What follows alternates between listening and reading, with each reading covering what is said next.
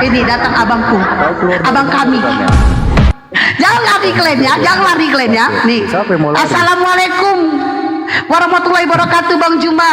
Waalaikumsalam warahmatullahi Si PJ langsung kabur minta permintaan dia. Mau pendeit ada Bang Juma turun. Iya, gimana? Ini pasien-pasien ini Gurunda. Cari pembelaan deh Juma. Aku cari pembelaan.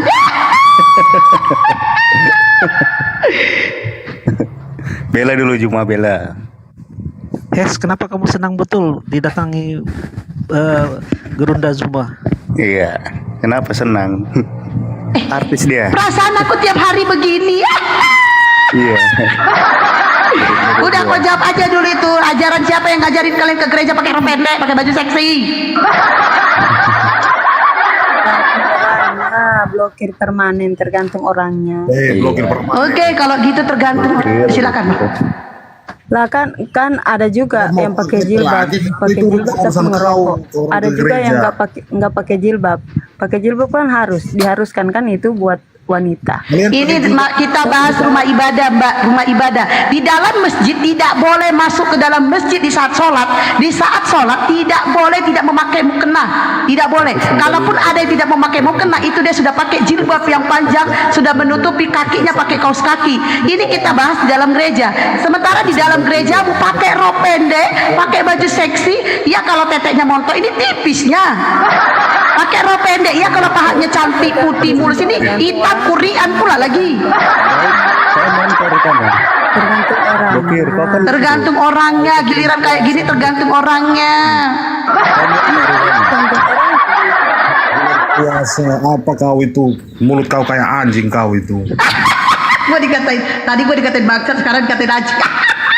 Si PJ naik-naik ngamuk. Masjid itu kan bukan surga. Atau gereja itu kan bukan surga. Malu ya kebongkar ya, malu ya kebongkar rahasia gerejanya. Nggak ada yang malu. Ya, itu si PJ ngatain gua bangsat tadi, terus ngatain gua anjing tuh coba. Kan dia malu berarti. Malu dia, malu, aku malu. Silakan Bang Juma. Apa agama kau itu ngajarkan kayak gitu mulut kau itu? Menghujat sana sini. Gua menghujatnya di mana? Di mana gua menghujat? Kenapa kau urusin agama orang terus kau itu? kasih ngomong Gurunda dulu. Iya. Iya, semangat sore teman-teman sekalian. Selamat sore. Shalom. Shalom, damai di hati. Ya, gimana? Bahas apa kita ini? Saya apa di agama Islam diajarkan untuk Di Islam itu membahas Yahudi, Nasrani, itu dibahas itu. Karena kalau tidak dibahas bahaya. Agama ini bisa membuat manusia tersesat sampai ke neraka. bahayanya di mana Bang Suma? Bahayanya karena agama ini mengajarkan menyembah manusia, Bang. Sementara pencipta langit dan bumi itu bukan manusia. Dia manusia. Mereka Iya, manusia itu. mati bisa hidup lagi Bang Suma. Masalahnya gini, Dia Bang. turun kan dari surga. Masalahnya gini, di Matius 7 Manusia yang nomor 15, sabar. Di Matius 7 nomor 15, tanda-tanda orang yang akan dilempar ke dalam api neraka itu memanggil Yesus Tuhan, bermukjizat pakai nama Yesus, mengusir setan pakai nama Yesus. Itu tanda-tanda penghuni neraka. Diceritakan di dalam Matius 7 nomor 15 nomor 23. Nah, karena kami tidak ingin generasi kami masuk neraka, maka kami harus menghalau pergerakan ajaran yang dibawa oleh penjajah Belanda. Gitu, Bang. Katanya Islam di laundry dulu katanya baru bisa masuk surga. Sama sekali itu lebih baik di laundry dulu daripada kekal di neraka. Tapi katanya nggak masuk neraka tadi. Tidak, di Islam itu Kan ke neraka dulu.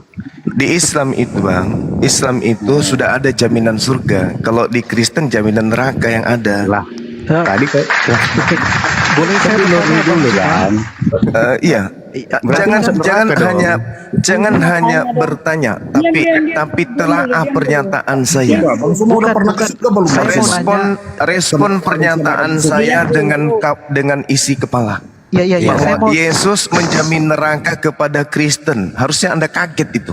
Ya, Tapi ya. masuk neraka di luar Islam, Bang. Ada Tidak gini, bisa. Pak. Saya mau Tidak nanya bisa. yang tentang Tidak bisa. Yahudi. Umat Yahudi. Islam itu dijamin surga.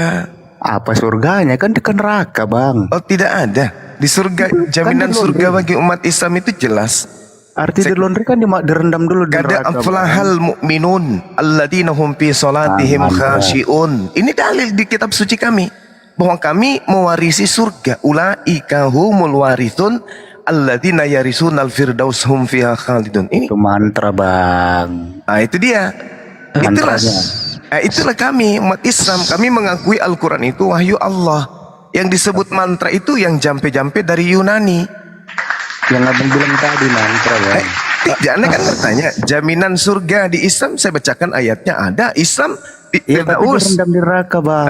Sedangkan neraka, ini dalilnya nih, waspadalah terhadap nabi-nabi palsu yang datang kepada Bani Israel, menyamar seperti domba pada sesungguhnya mereka adalah serigala. Buah-buah dari nabi palsu itu satu, memanggil Yesus Tuhan, mengusir setan pakai nama Yesus, bernubuat pakai nama Yesus, apalagi bermujizat pakai nama Yesus. Baca dalilnya, Bung. Dan Contohnya mereka Muhammad semua kan Nabi akan palsu juga, dienyahkan, dilemparkan ke dalam api neraka. Anda nggak takut? Iya, Islam. Ini bukan Islam. Mana ada Islam memanggil Yesus Tuhan? Lah, tapi kan Islam kan ke neraka dulu, Bang. Ini dalilnya apa nih? Mereka akan dilemparkan ke dalam api. Ini dalilnya. Matius 7 nomor 15 sampai nomor 23. Islam tidak pernah memanggil Yesus Tuhan. Yang memanggil Yesus Tuhan itu Kristen. Nih dalilnya tuh. Dan bukan setiap orang yang berseru kepadaku Tuhan Tuhan akan masuk ke dalam surga, melainkan akan dibuang ke dalam api. Artinya Ini dalil, Bang. Gak ngeri kalian? Gak takut? Tapi di laundry dulu kalian, Bang. Tidak ada di laundry di sini. Ini kekal di neraka nih, kata Yesus. Kok laundry pula? Kok laundry Tadi kau pula? bilang di laundry, iya kau bilang. Yang di laundry itu kita lihat di dalam surah Maryam, Bung. Yang di laundry itu adalah orang kafir. Mari kita lihat. Kamu hanya mendengarkan. Kau bilang tadi di laundry. Kamu hanya mendengarkan dari orang-orang yang membenci ajaran kebenaran. Nih kita lihat. Wa im minkum illa wariduha kana ala mantra lagi rabbika. dia. Qala kana ala rabbika Nggak paham maqdiyan. mantranya, Bang. Aduh. Halo, Bang Suma Coba. udah pernah ke surga belum? Ini jelas ini. Ini jelas bahwa orang kafir yang menyembah selain daripada Allah itu yang akan dilaknat dan akan dimasukkan ke dalam api neraka. Innal ladzina kafaru min ahlil kitabi wal musyrikina fi nari jahannam khalidina fiha ulaika hum syarrul bariyah. Di kitab kami orang kafir neraka, mereka Di luar di Islam dalamnya. kafir, Bang. Nah, coba Tujuan kalian bilang kafir kami apa? Coba. Galatia 2 nomor 14, orang yang tidak bersunat adalah orang yang kafir. Baca. Muhammad nggak sunat, Bang. Sunat enggak? Baca ini, baca. Bang Suma, Bang Muhammad Suma, nggak Nabi sunat. Muhammad sunat enggak? Orang Arab keturunan Abraham. Lari Orang ke sana. dengarkan. Keturunan Jangan, Abraham, Muhammad Ismail sunat dan berapa, Ishak, semuanya itu secara tradisi budaya mereka dari nenek moyang mereka itu bersunat. Tidak ada itu, makanya mereka yang masuk Islam di usia tua, usia remaja dewasa, tak ada itu disunat. Kenapa? Dari bayi mereka semuanya sudah disunat. Itu Arab dan Yahudi. Mereka dua agama ini dari keturunan Abraham secara semua mereka sunat. Nah, itu dia masalahnya ya. Nah, jadi sekarang permasalahannya adalah kenapa kalian tidak gentar sementara Yesus mengatakan menjanjikan api neraka kepada Kristen? Kenapa enggak gentar kalian? Yang sunat Muhammad belum abang jawab siapa. Kenapa Jibril kalian kakeknya tidak bukan gentar? Muhammad. Kenapa Suma. kalian tidak gentar? Kenapa? Bang Suma, Muhammad Yang sunat enggak? Ya jelas dia sunat lah, dia orang Siapa yang Arab. sunat dia, Bang? Ayatnya mana, Bang Nah, Suma? sama Bang Suma? kalau saya tanya siapa yang sunat Yesus? Jibril kakeknya atau sunat dalam Siapa kandungan yang dia, menyunat Bang? Yesus? Siapa yang menyunat Paulus? Berarti nggak sunat Muhammad. Oh, berarti nggak sunat juga Yesus? Nggak sunat Muhammad. Nggak sunat juga Yesus? Berarti kau nggak tahu siapa yang sunat Muhammad kan? Anda juga tidak tahu siapa yang sunat Tuhan Anda. Ya, berarti jangan kasih Nah, narasi. berarti sama-sama nggak sunat. Lucu. Dengar. Berarti Lucu. sunat Muhammad kan? Berarti tidak sunat juga Yesus. Paulus juga nggak sunat berarti. Siapa yang sunat Berarti Muhammad juga nggak Petrus sunat. juga tidak sunat berarti. Lukas juga tidak Muhammad sunat. juga nggak sunat. Cuma nggak tahu siapa Bapaknya yang sunat juga Muhammad. bapaknya Yesus juga tak sunat karena tidak ada dalilnya Sunat gitu. nggak? Semua penonton. Lukas Lucu. 2:21 Tuhan Yesus disunat. Tuhannya tidak sunat. Gimana mau Lukas masuk surga Tuhan Anda? 2:21. Kalau Lukas Tuhan Anda tidak sunat. Cuma tidak Lukas tahu siapa yang sunat. 2:21 Tuhan Yesus disunat. Anda Lukas 2 itu Bung yang menceritakan Jumat. orang lain. Tidak tahu siapa Sekarang yang sunat baginda Muhammad. Rasulullah Muhammad sallallahu alaihi wasallam mengatakan salah satu kemuliaan yang diberikan oleh Allah kepadaku adalah aku lahir dalam keadaan sunat. Nah, Siapa itu yang pengakuan sunat beliau. Ayo. Berarti Nah, sekarang mana pengakuan Yesus dia sunat? Mana pengakuan Paulus dia sunat? Ayo. kau aja belum jawab. Lukas 2:21. Aduh, Aduh, penyembah kacau Yesus, kita. penyembah Yudas sakit-sakit saraf Aduh, semua. penyembah Kembali Yesus. kepada tema ya. Kembali kepada tema. Dengarkan, saudara-saudara penyembah Yudas, dengarkan saya. Ingat, kita ditonton ribuan orang ini. Iya, Kita Bang. ditonton ribuan orang dan kalian mewakili agama kalian. Dengarkan. Umat Islam dijamin surga. Dalilnya mana? Kada aflahal mu'minun alladzina hum fi salatihim khashi'un ulaika hum Anak bertiga warithun surganya. alladzina yarithuna al-firdaus hum fiha khalidun. Umat Islam mewarisi surga Firdaus, mereka kekal di dalamnya. Pertanyaan saya kepada kalian, mana jaminan surga untuk Kristen? Jawab. Masa cuma ini nggak bisa jawab. Kalian di mana Bang? Anak tiga.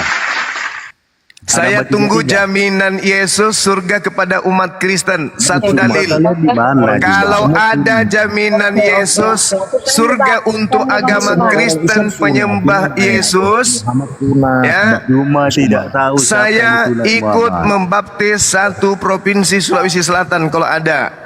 Cuma tidak Tunjukkan. tahu siapa yang sunat Dulu Bang Muhammad Suma. ya. Kalau Bang Suma bisa tunjukin.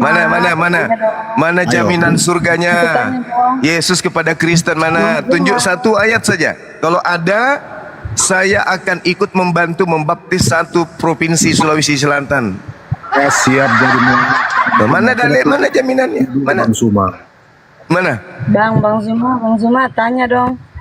Enggak, ada enggak jaminan Yesus kepada Kristen penyembahnya? Ada enggak? Surga kalian di Bang mana? Zuma Juma? yakinkah membuat pernyataan seperti gini? Bang Zuma yakinkah? Yakin, seyakin-yakinnya yakin. Kalau ada Betul, satu kan? dalil, satu ayat saja, satu nomor dalih di dalam Bible dari kitab perjanjian kejadian sampai wahyu, jaminan surga bagi penyembah Yesus, saya beserta seluruh orang yang ada di Sulawesi Selatan dibaptis hari ini juga. Betul, oke. Silakan. Yohanes 14:16. Yohanes Yohanes 14:6. 14. Yohanes 14 nomor berapa? Nomor 6.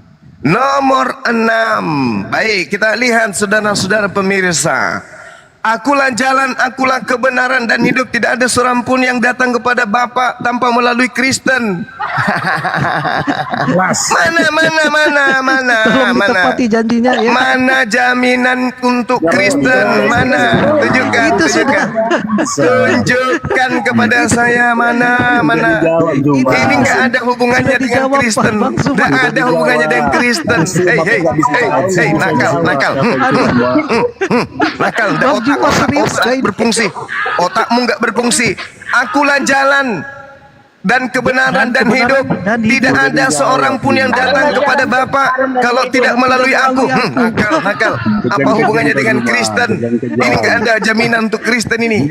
Iya, kalau Dasar Yesus dungu, itu dasar salah. dongok, dasar Bang Zuma, kamu bahlul, harus nempati. penyembah manusia, sudah Bang Zuma tua harus masih menepati dongok, janjinya. dasar dongok. Yang dikatakan jaminan untuk Kristen itu seperti di dalam Kisah Para Rasul 24 nomor 5. Bang Zuma sudah terjawab itu, Bang Inilah Zuma. Paulus, tokoh sekte dari Nasrani, Jawab, dari tepati Kristen. janjinya Bang Bodoh Zuma. kau, Juma. Mana jaminannya Tepati untuk Kristen? janjinya. Mana? Udah dikasih itu ayat mana dalilnya jaminan untuk Kristen mana? Nakal sekali ini. Tolong tepati janjinya Bang Zuma. Nakal si Bahlul penyembah. Kamu nakal. Mana nakal? Soplak. janji. Yohanes 14 nomor 6 ini bukan jaminan surga untuk Kristen, Bahlul. Dungu. Satu-satu, Teh. Dasar nakal. Tiap hari kau Mana ini makan Bang kucing, Bang saya Zuma kerja Bang kau. mau dilempar ini. Tiap hari kau makan monyet saja kerja, otakmu nggak berfungsi. Yang saya tanya jaminan untuk Kristen. Kristen itu pemakan babi, tidak bersunat, menyembah Yesus. Juma. Di mana Muhammad disunat? Mana? Di disunat. Dasar nakal. Nabi Muhammad itu enggak sunat loh, Bang. Nakal sekali kau manusia dungu. Bisanya Bang Masih Zuma minta dungu. kalau itu tadi kasih ayat Dungu, saya minta dalilnya jaminan untuk penyembah Yesus, dungu. Itu. Teh, kalian kalau ngomongnya nggak satu-satu saya turunkan kalian ya. Kalau ngomong ke satu-satu, Kau Teh, ngomong kebanyakan ke makan satu-satu. pantat babi gini, otakmu nggak berfungsi. Kapan kita diberikan kesempatan untuk berbicara? Nakal, dungu, Kapan nyembah kita Yudas, diberikan waktu berbicara? ditanya jaminan Yesus kepada penyembahnya Kristen, kita nggak dikasih Yohanes nyembah 14 Yudas. nomor 6, Kita dungu nggak nyembah dasar Yudas. manusia Kita kucuk. nggak nyembah Yudas. Yang Udah kita diamkan sembah itu ini Tuhan Yesus. jantan-jantan tiga ini biarkan Bandel diam. deh, Yang Cuma. satu, yang ibu ini silakan ibu. Botol. Udah di mute Bang, tapi dibuka lagi mute-nya sama mereka. Turunin. Mana yang mau ditenggelamkan Siap. Abang dah? Turunin. Kalau ndak ada otaknya turunin. Yang mana yang mau ditenggelamkan? Itu Demian, yang mau Demian waras. Kuclu, turunkan Demian. Nggak ada otaknya. Ini si apa ini namanya? Si pence, pemakan babi, turunin. Nggak ada otaknya. Ya, Bang. Ditanya jaminan surga untuk Kristen penyembah Yesus, dikasihnya Yohanes 14 nomor 6. Memalukan. Enggak, itu yang ngasih ayat itu bukan PJ Bang, tapi kenaik. Ya itu dia, si dungu ini. Biarin aja dulu. Kalau dia masih buka dan kedunguannya tendang juga dia. Diminta jaminan Yesus untuk Kristen. Akulah jalan. Kalau jalan berarti dia bukan tujuan, kuclu. Kenapa kau Tuhan kan? Yesus itu jalan apa tujuan? dan kebenaran dan Iya, kebenaran itu ajarannya. Ada ajarannya nyembah dirinya, ada. Ada. Ya, Mana? Karena hakikatnya adalah Bapak itu. Nenekmu kiper. Yesus mengatakan di dalam Yohanes 5 nomor 36, ada kesaksianku yang lebih penting dari kesaksian Yohanes, bahwa semua pekerjaan yang aku lakukan, pekerjaan itu yang bersaksi bahwa Bapa yang telah mengutus aku. Apa tuh? Dia Betul. Bapa atau utusan Bapa? Iya, dia sebagai utusan karena dia adalah sang firman itu. Kata siapa? Kata Alkitab saya. Itu kitabmu, tapi Yesus tidak mengatakan itu.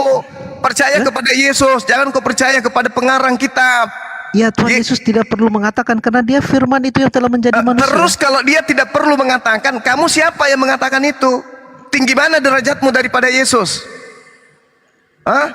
Yang punya hak mengatakan siapa dirinya, kamu atau Yesus?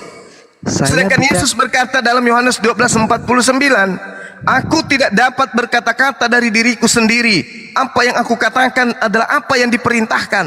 Nah, saya tanya samamu, siapa yang memerintahkan kamu mengatakan Yesus itu adalah Bapa itu sendiri? Siapa?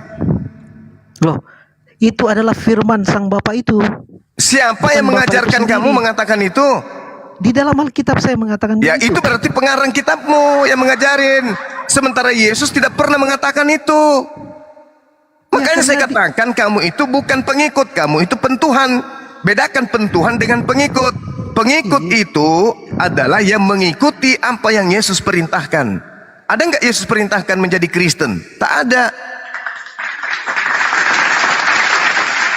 Tak ada. Yesus memerintahkan menjadi Yahudi. Mana dalilnya? Mana dalilnya Yesus memerintahkan menjadi Yahudi?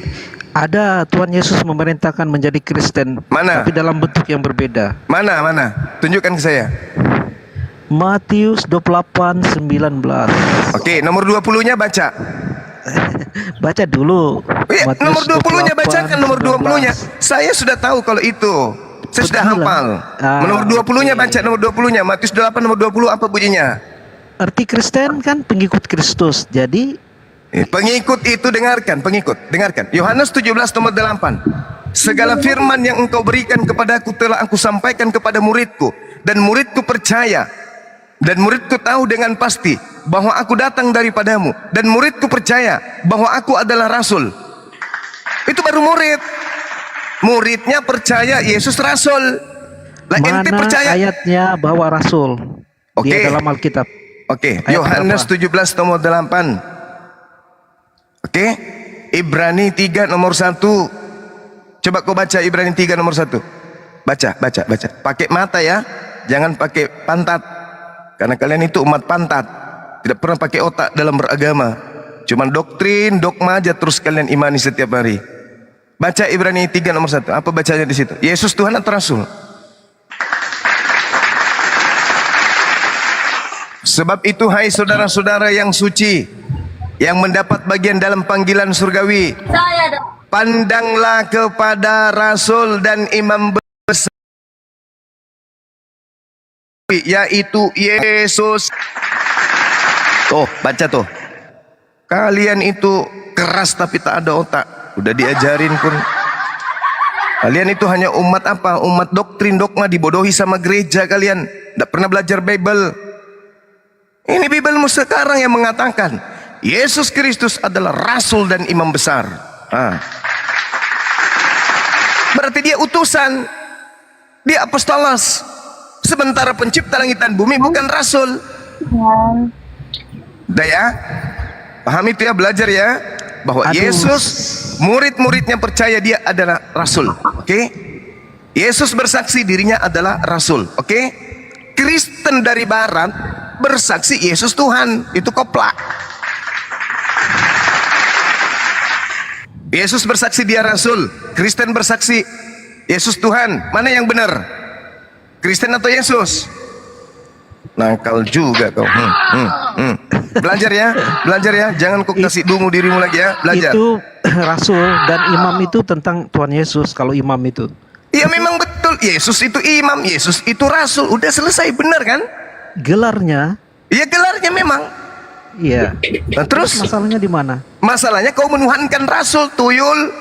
Loh, kamu ada baca ke Yohanes 1 ayat 1? Yohanes Dan 1 Yohanes nomor 1 ayat 1 itu 14. bukan sabda Yesus. Yohanes 1 sampai nomor 37 itu karangan penulis Yohanes. Sementara Yesus mengatakan dari mulutnya, aku rasul. Muridku percaya aku rasul.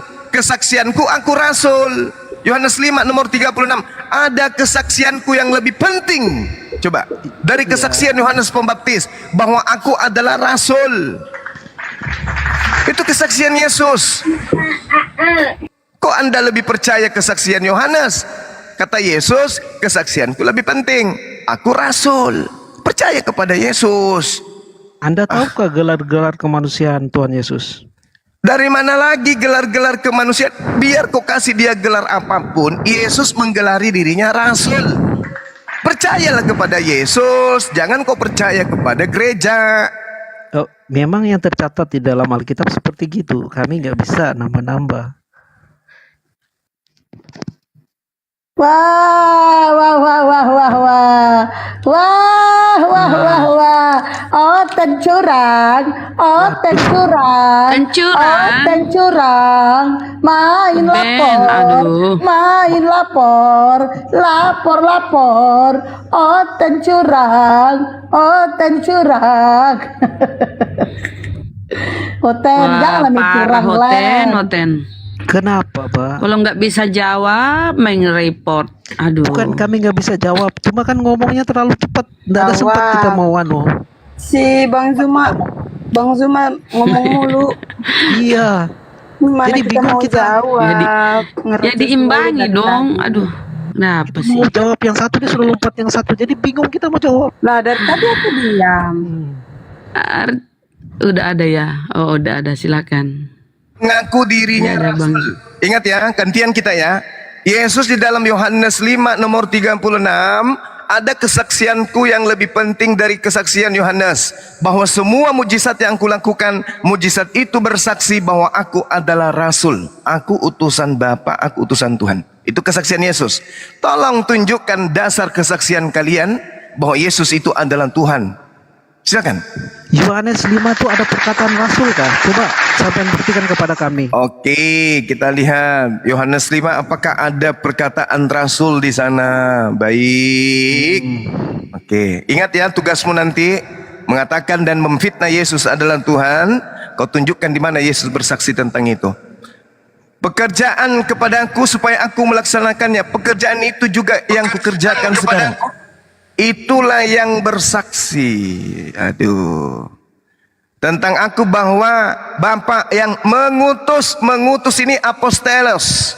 Apostelos dalam bahasa Yunani. Apostelos dalam bahasa Yunani artinya utusan. Utusan dalam bahasa Indonesia yang Anda gunakan dari bahasa Arab rasul. Aduh Bang Zuma, tidak ada kata rasul di situ Bang Zuma. Utusan kalau rasul ini artinya apa? Ya jangan disamakan dengan Saya tanya Bapak. rasul artinya apa? Rasul itu adalah yang dipilih sama Tuhan Yesus langsung. Di mana dalilnya tuh? Di mana? Di mana dalilnya? Ya semua murid itu dipilih langsung Oke, sama Tuhan Yesus. contoh kasih saya dalil di mana? Contohnya Rasul Paulus yang di Oke, nah Damasik, dia ketemu. sekarang kita lihat Ibrani ya. Ibrani 3 nomor 1. Di situ ada kata rasul. Rasul di situ apa? Apostolos. Nah, sekarang kita lihat di dalam Yohanes 3 nomor 36, nomor 5 nomor 36. Apa Ada kata Bang Juma utusan di satu-satu sana? lah, Bang Juma. Bingung Kata kita. utusan di sana juga apostolos sama. Oke, Ibrani 3 nomor 1 Yesus disebut apostolos. Yohanes 5 nomor 36 Yesus mengaku apostolos. Sama. Cuman karena agamamu adalah agama tipu-tipu, jadi kata rasul di dalam Yohanes hilangkan, diganti menjadi utusan atau rasul atau utusan atau mengutus. Sedangkan dalam Ibrani 3 nomor 1 tetap aja dipakai kata rasul padahal bahasa Yunaninya sama. Itulah agama tipu-tipu. Ya pemahaman Bang Zuma yang salah. Kok Utusan pemahaman saya yang ini- salah? Saya ulang lagi. Rasul artinya apa? Utusan di sini bukan Dalam bermakna bahasa Yunani rasul. apa? Utusan di sini dia adalah firman itu yang telah bikin nasi Sekarang menjadi saya tanya, manusia. Bukan rasul dalam bahasa Yunani apa?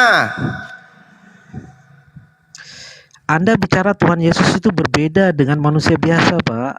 Itu Makanya iman kalau di Anda perjanjian- sebagai penyembahnya. Tapi Makanya- Yesus, saya tidak berkiblat ke pemahaman doktrin agama Iya. Anda.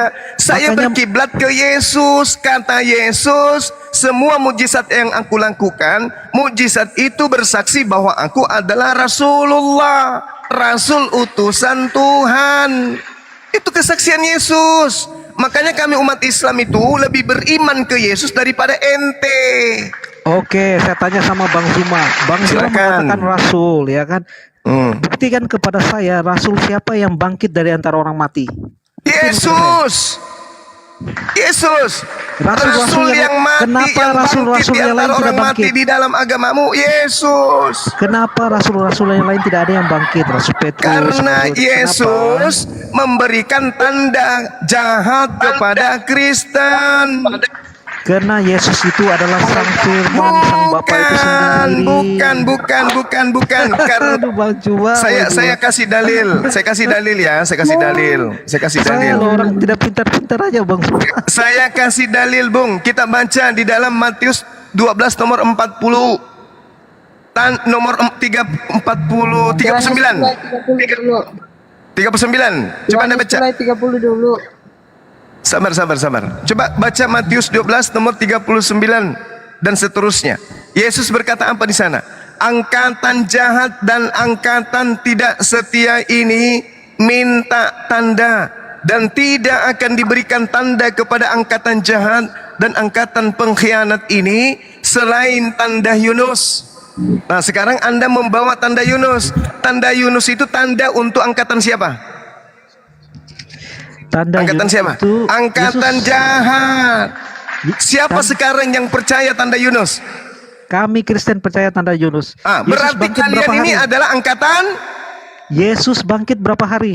Iya, saya tanya, berarti kalian ini adalah angkatan. Yesus bangkit berapa hari? Saya tidak tanya itu. Kita berbicara mengenai tanda Yunus. Tadi kan saya sudah Wahyu. menjelaskan tanda-tanda Wahyu 1. penghuni neraka. Yesus sudah jelaskan memanggil dirinya Tuhan.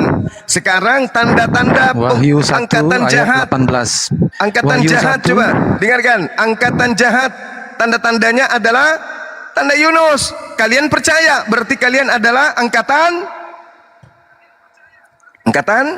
Jahat. jahat. Oke, tak ada keselamatan bagi kalian. Yesus bersaksi dirinya utusan. Siapa bilang? Yesus sendiri yang mengatakan. Yohanes 5 nomor 36. Kamu pernah baca nggak di Saya Keluaran 3 baca. ayat 16? Di Itu Keluaran 3 tulisan ayat 16. Coba, itu coba, tulisan kamu baca. Apa itu? Apa yang harus kubaca? Apa? Hah? Karangan yang ada di Pulau Patmos itu yang harus kubaca. Ya, ada Saya mau dengar, tidak Kak? percaya itu. Saya tidak percaya itu bukan Ya, sabda tapi- Yesus. Itu karangan orang Yunani. Paham kau? Kalau Anda baca di Alkitab itu tanda merah, Pak. Kalau tanda merah adalah perkataan Tuhan Yesus. Oke, baik. Sekarang kita lihat. Wahyu 1:18. Dengarkan Yohanes 17:8. Sebab semua firman yang engkau sampaikan kepadaku telah kusampaikan. Ketika Yesus belum terangkat ke langit, Yesus sudah mengatakan telah kusampaikan. Didomi itu kata kerja yang sudah lampau. Sudah Yesus lakukan. Sementara pengarang kitab Wahyu menulis 100 tahun ke depan. Kamu Paham buka, ya? coba. Saudara Zuma, kamu bukain surah 19 ayat 17. Dengarkan. Coba Yohanes bukain. 17 nomor 8. Biar kita imbang. Kamu bukain Sebab surah 19 segala ayat 17. firman yang engkau sampaikan kepadaku telah aku sampaikan. Berarti Yesus sebelum terangkat ke langit, firman-Nya semuanya telah disampaikan kepada muridnya. Sementara kitab Wahyu ditulis tahun 100. Itu karangan. Karena itu Siapa? baru ditulis. Siapa yang berkata kepada pengarang kitab Wahyu itu siapa? Cuma Allah itu kan berkuasa tuh. Allah kan berkuasa ya. Akui dulu bahwa Enggak, Yesus itu- mengakui dirinya sebagai rasul. Baru kita bahas Al-Quran. Tuhan, nggak bisa dipaksa begitu. Tuhan. Tuhan. Akui dulu Titik. bahwa Yesus mengaku Yohanes rasul. 13 ayat 13 kamu buka. Apa? Dan Yesus benar kata adalah kamu bahwa Tuhan. engkau menyebut aku guru dan Tuhan. Saya Yesus. sampaikan sama kalian. Ini Yohanes 17 nomor 8. Yesus bersaksi. Yesus Iya. berkata, jangan Anda comot-comot ayat. Ini Perikopnya Yesus sendiri. Ini Yesus Perikopnya sendiri. belum selesai. Itu belum selesai perikopnya. Yesus Belum sendiri selesai. yang berkata, dengarkan. Firman yang engkau sampaikan kepadaku. Semua firman di sini termasuk Yohanes 13 nomor 13 atau tidak? Termasuk tidak? Dialah sang firmannya itu. Saya Sabdanya. tanya tepat Yohanes sekali. 13 Dialah nomor sang 13 firman termasuk enggak semua firman? Iya, Iya, dia sendiri sang kita firman, sang sabda itu. Setelah Yohanes 13 disampaikan semuanya ke muridnya percaya Yesus Tuhan atau Yesus Rasul? Lah kalau Iya, dia dia sang adalah firman. Tuhan.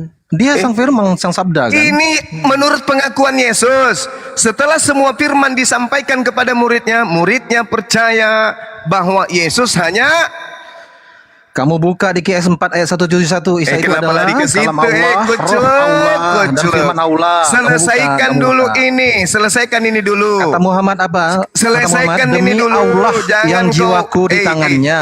Suma, Jangan kau ke Suma. situ, penyembah Yudas. Tak ada gunanya. Otakmu nggak Siapa? pakai kalau Al-Quran. Ini Dalilnya dulu. mana kalau Yudas? Dalilnya kamu keluar Ini sekarang. Yohanes Kamu 17 keluarin, kamu keluarin. selesaikan dulu nih. Hey. Saudara Zuma, Hey, kamu keluarin hey. sekarang dalilnya. Dalilnya kamu keluarin. Turunkan Kamu ini, bilang turunkan. Yudas. Kamu diturunkan kalau kau Kamu tidak takut, mau kamu mengikuti takut. aturan. Kamu turun Oke. kalau kau tidak mau ikuti Oke. aturan.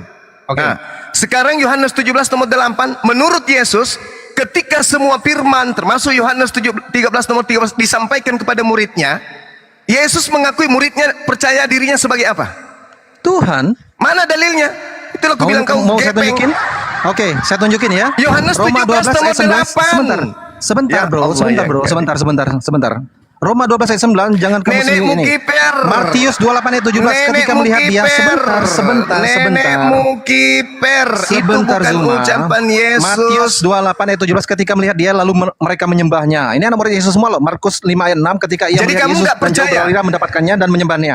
Lukas Jadi, 24 ayat Bahlul. 52, mereka sujud menyembahnya kepada. Bahlul, Aduh, dungu. goblok. Jadi kau tidak percaya ucapan Yesus? Dia tuh sang firmannya dia sendiri. Berarti firman kamu Allah. tidak percaya kepada Yesus. Yesus mengatakan percaya murid-muridnya sama Muhammad. percaya. Dengar. Murid-muridnya percaya bahwa engkaulah yang telah mengutus aku. Mengutus di sini bahasa Yunaninya adalah Banyak tipu apostolos. daya. Kamu tuh Berarti pinter. Yesus di situ Pak rasul. Felicia, biar saya jawab dia sekali ini. Pintar Biar saya tipu jawab. daya, pintar nipu, pintar itu apa? Pak Kilaf. Felicia, biar saya jawab dia. Yohanes 20 ayat 28 ya. Di situ Rasul Thomas menjawab, "Ya Tuhan dan Allahku." Oke, sekarang ketika Yesus mengatakan semua firman, apakah termasuk Yohanes 10 nomor 20 ini? Yohanes 20 nomor 8 juga? Termasuk atau tidak? Itu konteks perikopnya ada sambungan Zuma. Saya Jangan kamu tanya comot-comot termasuk atau tidak? Iya, tapi ada akses terakhirnya lagi. Saya Jawabannya aku dan Bapak tanya adalah satu. termasuk atau tidak? Oh, tidak. Itu karena ada Berarti lagi Yesus perikopnya bohong. itu, perikopnya itu. Yesus bohong dengan mengatakan semua firman. Apaan? Quran bilang dia orang suci, kamu bilang bohong. Berarti kamu ini pendusta, bertakia kamu ini orangnya. Lah kamu yang menuduh Yesus bohong, bukan aku.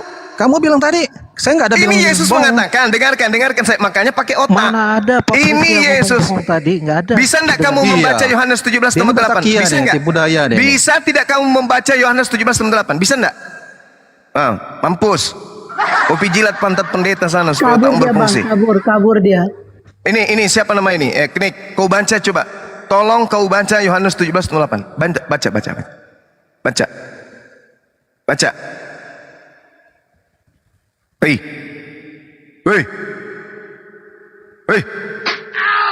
Kau itu baca kenaik baca udah nyamar-nyamar Iya, jadi pengikut. Coba sama. kau baca Yohanes 17 nomor 8, baca. Iya, sama seperti engkau. Kenapa Felicia diturunkan? Sama Baca seperti Yohanes engkau 17 nomor 8 dulu, telah- baca. Sama seperti engkau telah mengutus aku ke dalam dunia ini. Yohanes demikian 17 nomor 8. Kau pula- baca. Oh, Yohanes 17 8. segala firman yang telah Biar. kau sampai itu. Biar dia yang baca deh, biar. Baca. Nah, Oke, sebab segala firman yang kau sampaikan kepadaku telah kusampaikan kepada mereka, dan mereka telah menerimanya. Mereka tahu benar-benar bahwa aku datang daripadamu, dan mereka percaya bahwa engkaulah yang mengutus aku. Nah. Aku berdoa untuk mereka, Nah, bukan untuk sekarang dirimu. tunggu. Menurut Yesus, murid-muridnya percaya dia apa? Ini menurut Yesus nih. Setelah Yesus memberitakan semua firman-Nya kepada muridnya, muridnya percaya Yesus itu apa? Utusan atau pengutus? Murid-muridnya percaya dia itu adalah Allah itu yang sang firman itu. Mulai memperbodoh diri. Ini bukan gereja ini. Iya.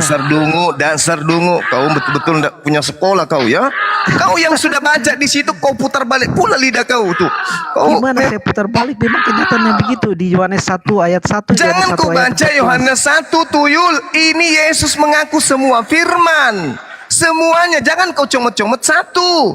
Ini semua firman setelah Yesus sampaikan kepada muridnya. Muridnya percaya dia utusan atau pengutus. Jawab.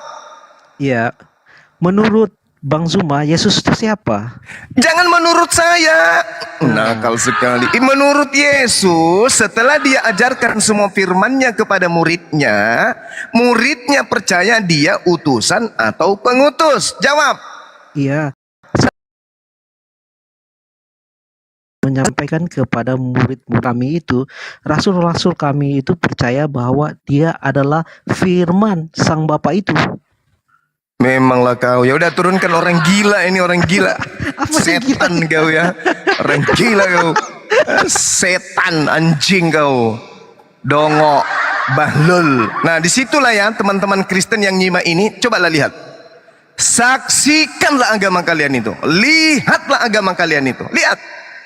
Kalau bukan setan yang mengantar kalian menyembah Yesus itu siapa? Siapa yang mengantarkan kalian menyembah manusia itu? Sedangkan manusia yang kalian sembah itu mengaku, bahkan si tuyul tadi membaca dalilnya tapi dipelintir. Inilah saya jengkel sama kalian.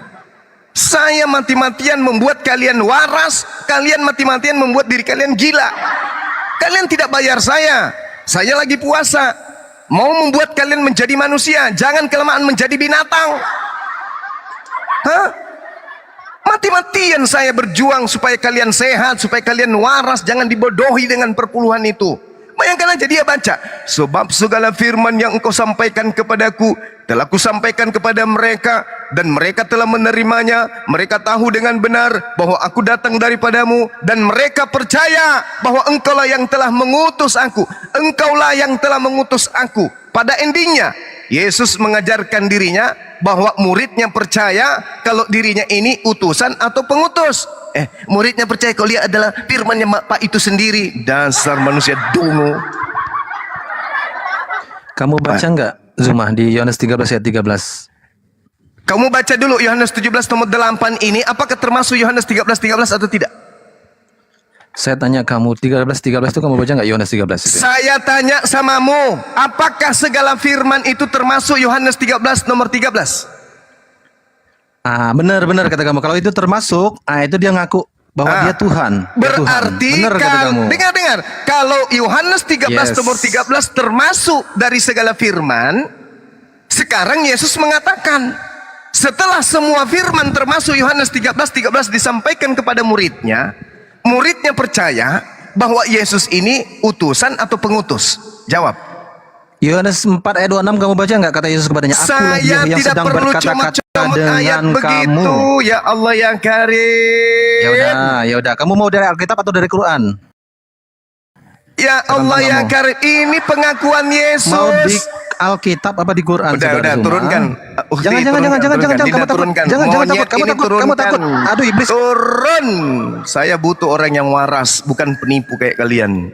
Yang mau aja disembuhkan yang dinaikkan. Kalau gila permain kayak gitu ngapain dinaikkan? Kalau kau sudah bisa berfungsi otakmu baru naik ke sini, ya. Bawa Quran lagi kau. Bedakan antara kacang guling dengan eemu sendiri kau nggak bisa bedakan. Kau bahas Quran lagi kau. Ini jelas-jelas ini. Waalaikumsalam warahmatullahi wabarakatuh. Masya Allah. Waalaikumsalam warahmatullahi wabarakatuh. Sehat Bang Suma. Sehat, alhamdulillah. Kata Imam Syafi'i, lebih baik berdialog dengan 1000 orang pintar daripada seekor orang dungu. Kalau sudah diuji, udah disampaikan berulang, masih tidak berfungsi otaknya, tendang, kasih tendangan putar tanpa bayangan. Ngapain dipertahankan? Gitu ya teman-teman. Jadi sekali lagi, saya sudah berupaya dengan sekuat tenaga nih. Saya baru balik kantor, dikabarin ada yang nantang saya mau berdiskusi. Saya masuk ke sini. Alhamdulillah hari ini pasti dapat pahala saya. Apa itu? Mewaraskan binatang-binatang ini untuk menjadi manusia. Begitu saya masuk ternyata binatangnya tetap ngotot mau jadi hewan. Ulaika hum syarrul bariyah. Orang-orang kafir yang tidak menggunakan otak, kata Allah, lebih hina daripada setan. Coba. Setan aja mengaku Allah itu Tuhan, tidak mengaku Yesus Tuhan. Bahkan saking bukannya Yesus itu Tuhan, sampai setan ingin membunuh Yesus. Setan tidak mungkin bunuh Tuhan. Setan tidak mungkin membunuh penciptanya, nggak mungkin. Sesetan-setannya setan masih waras. Al-Quran surah Sad ayat 82, setan masih mengakui Allah subhanahu wa ta'ala sebagai Tuhannya. Setan masih mengakui kemuliaan Tuhannya. Lah ini Kristen diajarin dengan susah payah, dibenturkan dengan data pengakuan Yesus, masih juga ngeyel. Tadi Yesus mengakui di dalam Yohanes 5 nomor 36, ada kesaksianku yang lebih penting dari kesaksian Yohanes Pembaptis. Bayangkan, kesaksian Yohanes Pembaptis aja tidak penting, lebih penting kesaksian Yesus. Apatah lagi kesaksian ente pade. Ente hanya pemakan babi, penyembah Yesus. Kesaksian dari gereja hanya dogma doktrin. Yohanes aja nih Yesus mengatakan kesaksianku jauh lebih penting dari kesaksian Yohanes. Apa itu? Bahwa semua mujizat yang aku kerjakan, mujizat itu yang aku kerjakan sekarang, dan mujizat itu yang bersaksi bahwa aku adalah rasul. Oh, bukan rasul kata dia, itu adalah utusan. Tunggu. Yunani 3 nomor 1, Yunaninya apostolos. Kesaksian Yesus di dalam Yohanes 5 nomor 36, Bapa yang mengutus aku, Yunaninya juga apostolos. Sama. Berarti Yesus juga rasul, cuman dipelintir. Giliran rasul di Ibrani ditulis rasul, giliran utusan di dalam Yohanes 5 agar Yesus diakui Tuhan, yang tadinya rasul diganti utusan. Pandai-pandaian. Makanya Al-Quran mengatakan apa? Wa kanal kafiru ala rabbihi zahira. Dan adalah orang-orang kafir penolong-penolong setan di dalam durhaka kepada Tuhan pencipta langit dan bumi.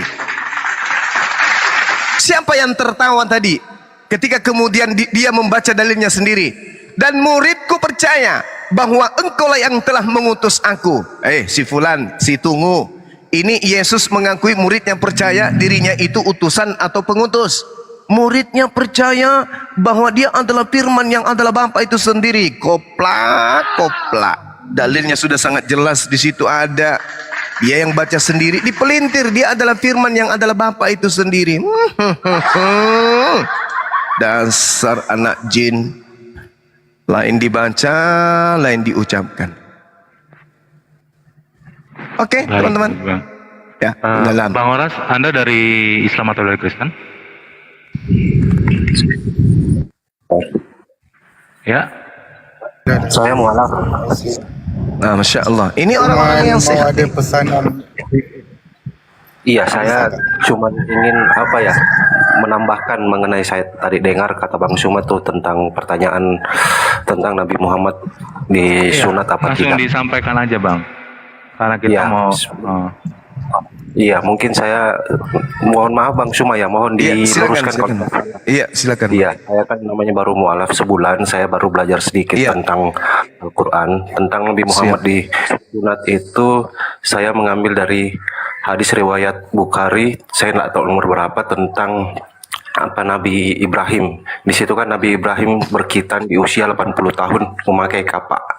Nah, terus saya korelasikan dengan surat An-Nahl ayat 1, 2, 3 yang isinya, mohon maaf saya belum bisa ngaji, jadi saya baca terjemahannya saja.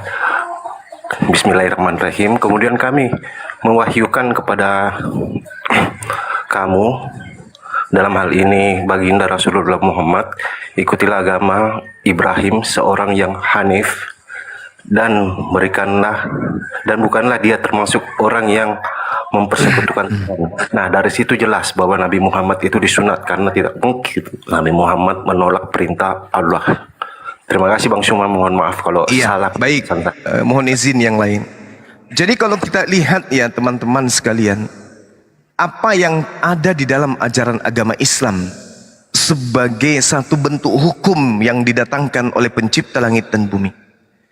Islam membahas tentang kitab terdahulu, itu pasti. Islam membahas tentang nabi-nabi terdahulu, ya itu jelas. Al-Quran membahas tentang kitab terdahulu, yes. Maka kita punya hak untuk belajar dan membaca kitab-kitab terdahulu. Itu hak kita tuh, karena Al-Quran yang bercerita tentang kitab terdahulu. Apapun yang kemudian kita dapatkan dari kitab terdahulu, kalau benar adalah benar, kalau salah adalah salah. Kenapa? Allah menceritakan tentang kitab terdahulu dua versi. Ada firmannya, ada karangan manusia. Al-Quranul Karim surah Al-Baqarah ayat 78-79. Fawailul lilladzina yaktubuna al-kitaba biaidihim summa yaquluna hadza min indillah. Ada buku yang ditulis oleh tangan mereka sendiri, dan dia mengatakan itu dari Tuhan, padahal bukan. Nah, penulisan mereka berdasarkan hasil penyelidikan. Berarti di dalamnya ada hasil duga-menduga. Kalau duga-menduga kadang benar, kadang salah. Enaknya di Islam karena kita punya hak untuk mempelajari kitab-kitab tersebut. Beratnya di mereka tidak berbicara tentang Al-Quranul Karim. Kenapa saya membahas ini? Kita lihat saudara, di dalam pengajaran kitabnya orang Yahudi yang mereka ambil tanpa malu-malu di Kejadian 17, Di situ sangat jelas dikatakan bahwa Tuhan mengangkat perjanjian kekal. Apa perjanjian kekal itu? Bahwa Abraham, anak-anaknya, keturunannya, semuanya akan bersunat kulub. Itu perjanjian kekal. Aku akan mengadakan perjanjian antara aku dan engkau serta keturunanmu secara turun-temurun menjadi perjanjian yang kekal, wahai Abraham. Supaya aku menjadi Tuhanmu, Tuhan anak-anakmu dan Tuhan keturunanmu. Dalilnya Zuma, dalilnya Muhammad disunat, dalilnya nggak usah banyak ngomong Lalu lah. kemudian, diam dulu Nyet, diam. Lalu kemudian dikatakan bahwasanya ketika diterangkan keturunan Abraham bersunat sebagai perjanjian yang kekal, kita lihat apa yang tertuang dalam Al-Quran. Nabi Muhammad sallallahu alaihi wasallam bin Abdullah bin Abdul Muttalib bin Hasim bin Abdul Manaf bin Qusay bin Kilab bin Murrah bin Ka'ab bin Lu'ay bin Galib bin Firbi bin Malik bin Nadr bin Kinana bin Khuzaimah bin Madrikah bin Nabi Ilyas bin Mudral bin Nizar bin Ma'ad bin Atnan. Lalu kemudian diterangkan lagi Atnan bin Adan bin Humaisa, lalu bin Salaman bin Iwan bin Bus bin Gimma bin Abi Awam bin Nasid bin Nisa bin Buldas bin Yadad bin Tabiqa bin Jahim bin Ubaid bin Hamdan bin Sunbur bin Yalhan bin Arawih bin Id bin Dishan bin Aisar bin Afnad bin Ayam bin Miskar bin Natis bin Sari bin Sumay bin Misih bin Udah bin Uram bin Qaisar bin Udah, dalilnya. bin Ismail bin Ibrahim.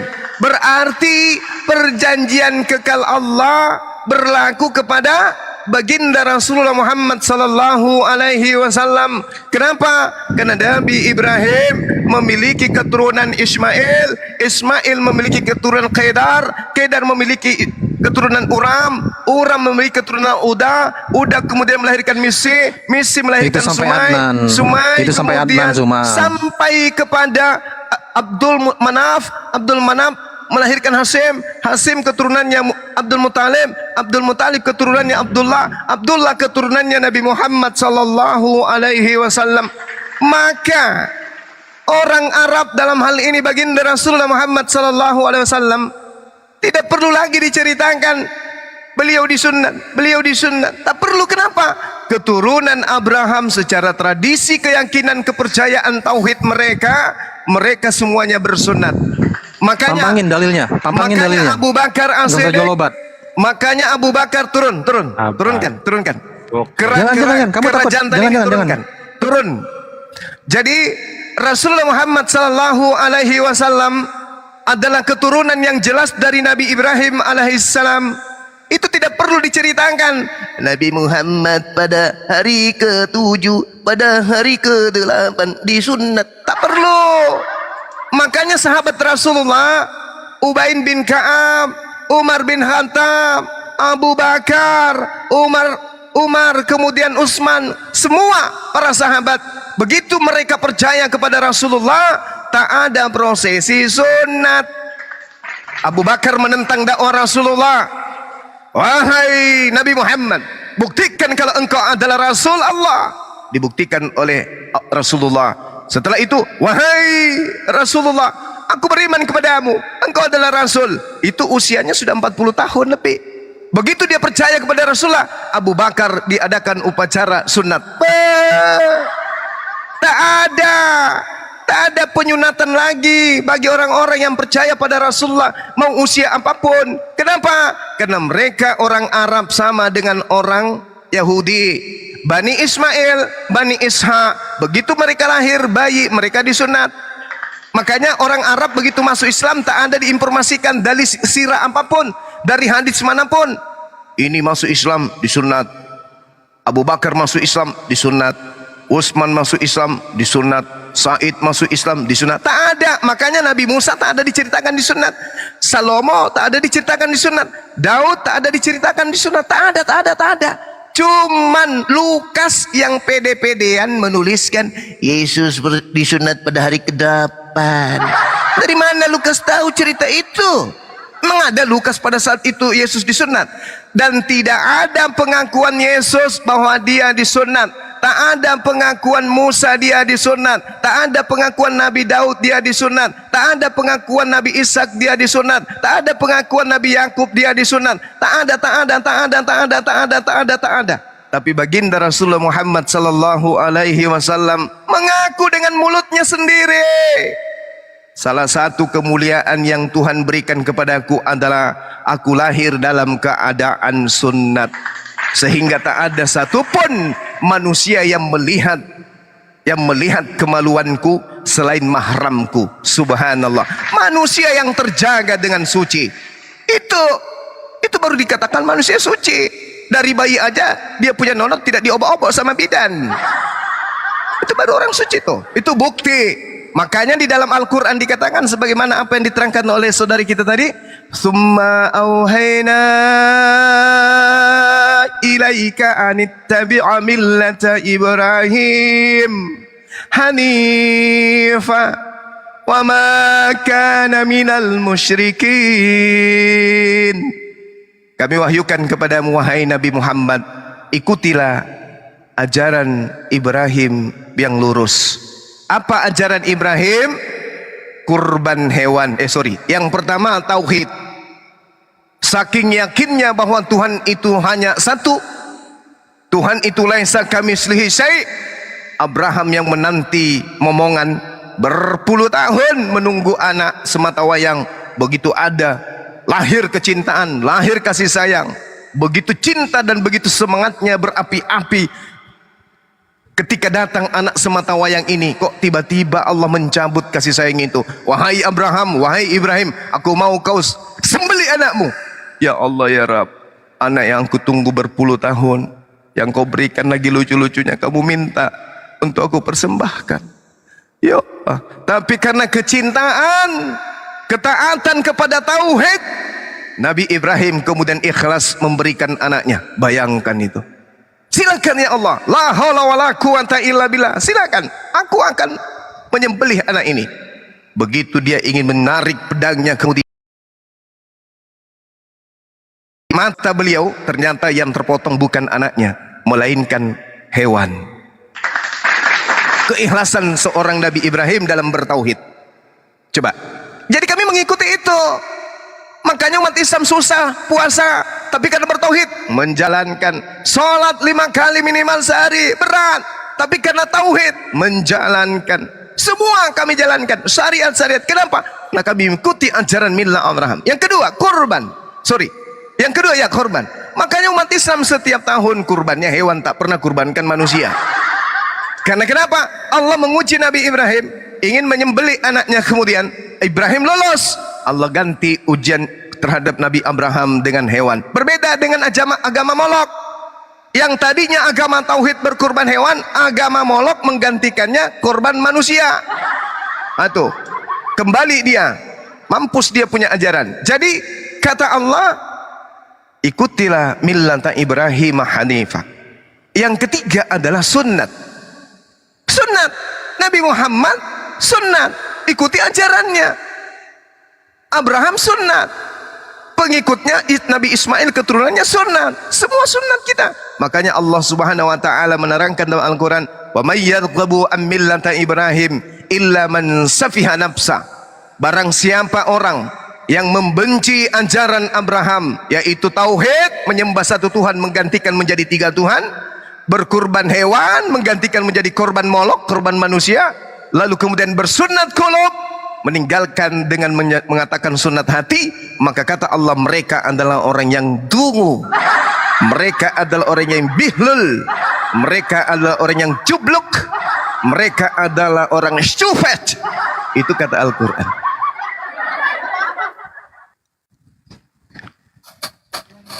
Cepat ki pulang ya. Oke ya, gitu ya.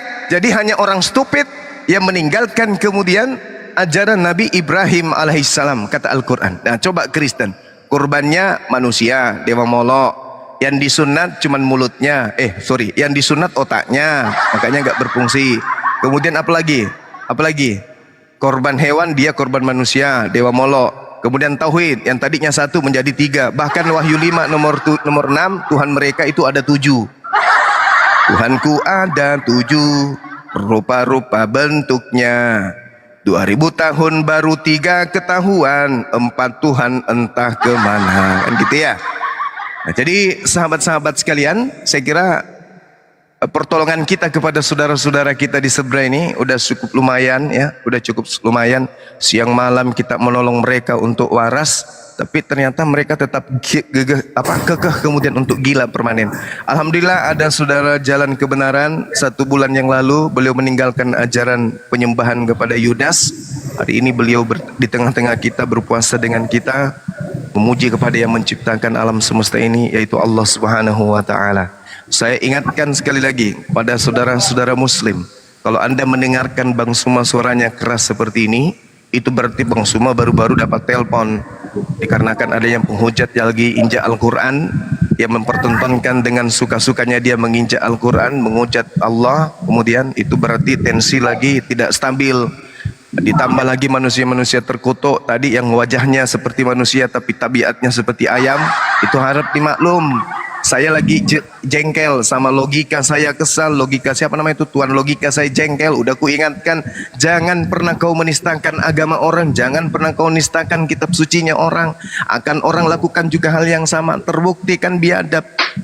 Udah ku bilang, jangan kau melakukan simbol-simbol agama orang dengan menggunakan pakaian marham kayak gitu, pakaian surban gitu. Itu akan mengembalikan kepada kita. Dan kalau mereka melakukan tindakan bukan hanya kepada you, tapi kepada agama saya juga.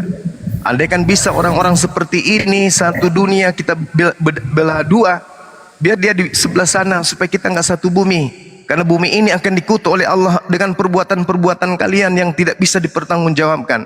Saya instruksikan dari sebelum kemudian saya naik di komal beliau, ada bukti. Saya mengeluarkan surat ultimatum bahwa api apologet Islam Indonesia mengutuk keras tindakan orang-orang yang menghina agama orang dengan mempertontonkan hal-hal seperti itu.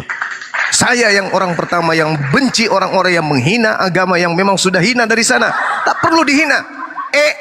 Tai, kotoran, tanpa dihina tetap aja kotoran. Tidak perlu dinistakan. Saatnya sekarang itu kita mengangkat teman-teman kita yang masih ada pada kubangan tai itu. Bukan malah menghina. Tai tidak perlu dikatakan, ih busuk kau tai. Nggak perlu. Hanya orang dungu yang tidak mengetahui kalau tai itu busuk. Tai tidak perlu dikatakan tai. Biarkan dia. Selamatkan mereka dari tai.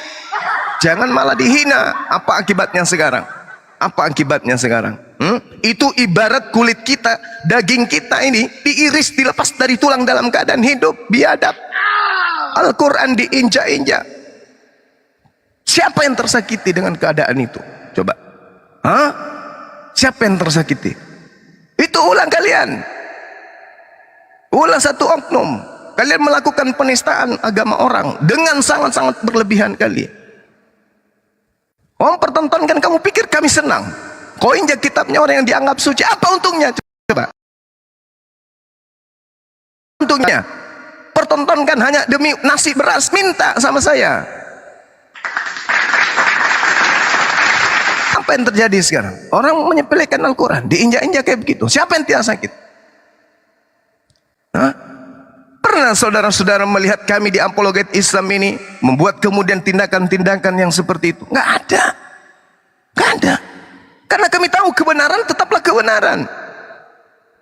Ya, batil tetaplah batil. Dan kebenaran akan tetap menang terhadap yang batil. Janganlah dinodai dengan seperti itu. Janganlah dinodai. Nah, jadi kalau misalnya ada mau imbas, ditangkap orang ini, orang yang menginjak Bible, saya yang orang pertama yang melaporkan. Yang penting satu, tangkap juga yang menginjak Al-Quran. Saya akan melaporkan orang Islam yang menginjak kitab sucinya orang. Saya Bang Suma sebagai ketua, sebagai ketua pembina API yang akan melaporkan orang ini. Tapi dengan catatan laporkan dia juga, tangkap dia juga, biar imbas. Orang-orang kayak begini nggak bisa kemudian dibiarkan. Saya keras terhadap orang Kristen demi untuk menyelamatkan mereka dari kesesatan yang mereka alami. Dan saya bisa buktikan dengan data-data dalil. Coba saudara lihat tadi, bagaimana saya mengurai Yohanes 17:8. Siapa yang memelintir siapa? Saya meluruskan. Yang melintir siapa? Mereka kan? Bukan saya. Yesus mengatakan segala firman telah aku sampaikan, muridku percaya, aku adalah Rasul. Apa yang terjadi? Dia pelintir, muridnya percaya dia adalah firman yang adalah Bapa itu sendiri. Dia sendiri yang merusak agamanya sendiri. Jadi sendiri yang merusak. Jadi saya katakan tidak perlu kita katakan itu tidak perlu sampai diinjak. Cukuplah Al-Qur'an yang mengatakan fawailul lil ladzina yaktubunal kitaba bi aydihim tsumma yaquluna hadza min indillah. Cukup Al-Qur'an yang mengatakan bahwa buku mereka itu adalah buku karangan. Tak perlu lagi diinjak. La haula wala quwata illa billah. Jadi kalau ada minta bukti mana surat keputusan Bang Suma, surat penyampaian kepada yang bersangkutan bahwa saya mengutuk keras apologet Islam Indonesia, mengutuk keras tindakan saudara dengan mempertontonkan penampilan seperti Yesus, itu surat saya ada, dokumentasi saya ada, surat teguran saya ada, itu disimpan oleh sekretaris API dan itu dilayangkan beberapa bulan yang lalu sebelum semuanya viral. Ini muncul lagi balasan orang yang injak Quran. La haula wala quwata illa billah. Siapa yang tersakiti kira-kira? Kita semua tersakiti nih. Apa tujuannya coba? Mari kita diskusi. Saya sudah sampaikan, aku undang semua pendeta, pastor semuanya. Mari kita tunjukkan agama benar itu seperti apa. Bukan mau perang-perangan, bukan mau menantang bergulat, bukan. Mengundang mereka, bikin forum, kita diskusi. Saya tanya, wahai Bapak Pastor, Bapak Pendeta, tolong tunjukkan di mana jaminan keselamatan bagi yang menyembah Yesus. Tertulis di mana dalilnya, tunjukkan biar umat tahu. Saya juga ditanya, wahai Bang Suma, mana jaminan surga bagi umat Islam yang sholat, yang puasa? Saya tunjukkan, biar umat tahu. Begitu maksudnya, bukan nantang mau perang, bukan nantang mau berdebat, bergulat, bukan. Tapi tak ada yang menjawab tantangan saya, kecuali sang akrobat, karena dia mau donasi. Semua MUI, aku tantang kau juga. Habis itu minta biaya untuk berdebat, untuk diadakan kegiatan. Yang ini ya teman-teman sekalian, ya. Jadi yang saya sampaikan ini kutukan keras terhadap siapapun oknumnya yang menistakan kitab agama lain, apalagi sampai pada level menginjak. Na'udzubillah tsumma na'udzubillah. Jangan pernah ada yang mencontoh ini. Saya mohon, jangan pernah Anda mencontoh. Percayakan kepada kami API, kebenaran tetaplah bercahaya, kesalahan akan tidak pernah bisa menang. Jadi tidak perlu melakukan tindakan-tindakan seperti itu. Tidak perlu. Memalukan, sangat-sangat memalukan. Dan itu keluar, saya katakan, orang yang menginjak kitab sucinya agama lain, saya katakan itu di luar umat Rasulullah. Rasulullah tidak pernah mengajarkan menistakan agama orang seperti itu, tak pernah. Tak pernah Rasulullah kemudian mengajarkan yang kayak gitu, nggak pernah. Mari berdiskusi, mari berdialog. Dengan cara keras, lempar meja kita nggak apa-apa. Yang penting kita tetap bersaudara. Bertanda bahwa orang-orang kayak begini tidak pernah berorganisasi. Saya waktu masih jadi aktivis, kebetulan saya angkatan 98, kita di dalam kelas saling lempar, tapi habis itu ngopi bareng-bareng di luar. Tak apa itu dalam berdialog, dalam berdebat, itu biasa. Ya, Bang Suma, mohon maaf, saya mau izin turun dulu. Iya, silakan Bang. Tapi saya ada 2 poin sebentar yang saya mau sampaikan. Bisa Bang Suma? Silakan. Iya, terima kasih Bang Suma. Poin pertama itu ya saya ingin mengucapkan syukur dan terima kasih sedalam-dalamnya kepada Bang Suma karena melalui Anda saya bisa menjadi orang yang waras. Masya Poin Allah, yang kedua, alhamdulillah, Maha Suci Allah. ya, poin yang kedua, saya di sini terbukti Bapak saya seorang pendeta. Beliau selalu mengutuk Bang Suma. Tapi dengan kejadian Quran, nah disinilah saya bisa memberikan perbandingan bahwa lihatlah kelakuan yang mana apologet Kristen, yang mana apologet Muslim. Bang Suma semarah-marahnya Bang Suma tidak pernah melakukan tindakan bodoh dan tindakan terhina seperti itu. Begitupun juga Uni Rifah dan Bang Nandar. Tapi terbukti di apologet Kristen, Ibu Syofiatul yang mempunyai pendidikan yang dibilang tinggi, tapi kelakuannya tidak lebih dari seekor binatang. Dan disitulah saya yakin bahwa inilah Islam yang sebenarnya mengajarkan hukum kasih yang sebenarnya. Terima kasih Bang Suma. Sekali Sama-sama, lagi sahabat. terima kasih banyak karena sudah menjadikan saya orang sadar. Iya, salam sama Bapak ya. Saya sudah lost contact Bang karena beliau Allahu sudah. Akbar. Iya, tapi itu tidak menjadi masalah Bang karena itu kan memang resiko menjadi seorang mualaf. Tetap pasti Allah Iya. bukakan jalan. Pasti itu. Amin, amin, amin. Ya, terima kasih semuanya. Wassalamualaikum warahmatullahi wabarakatuh. Waalaikumsalam warahmatullahi wabarakatuh.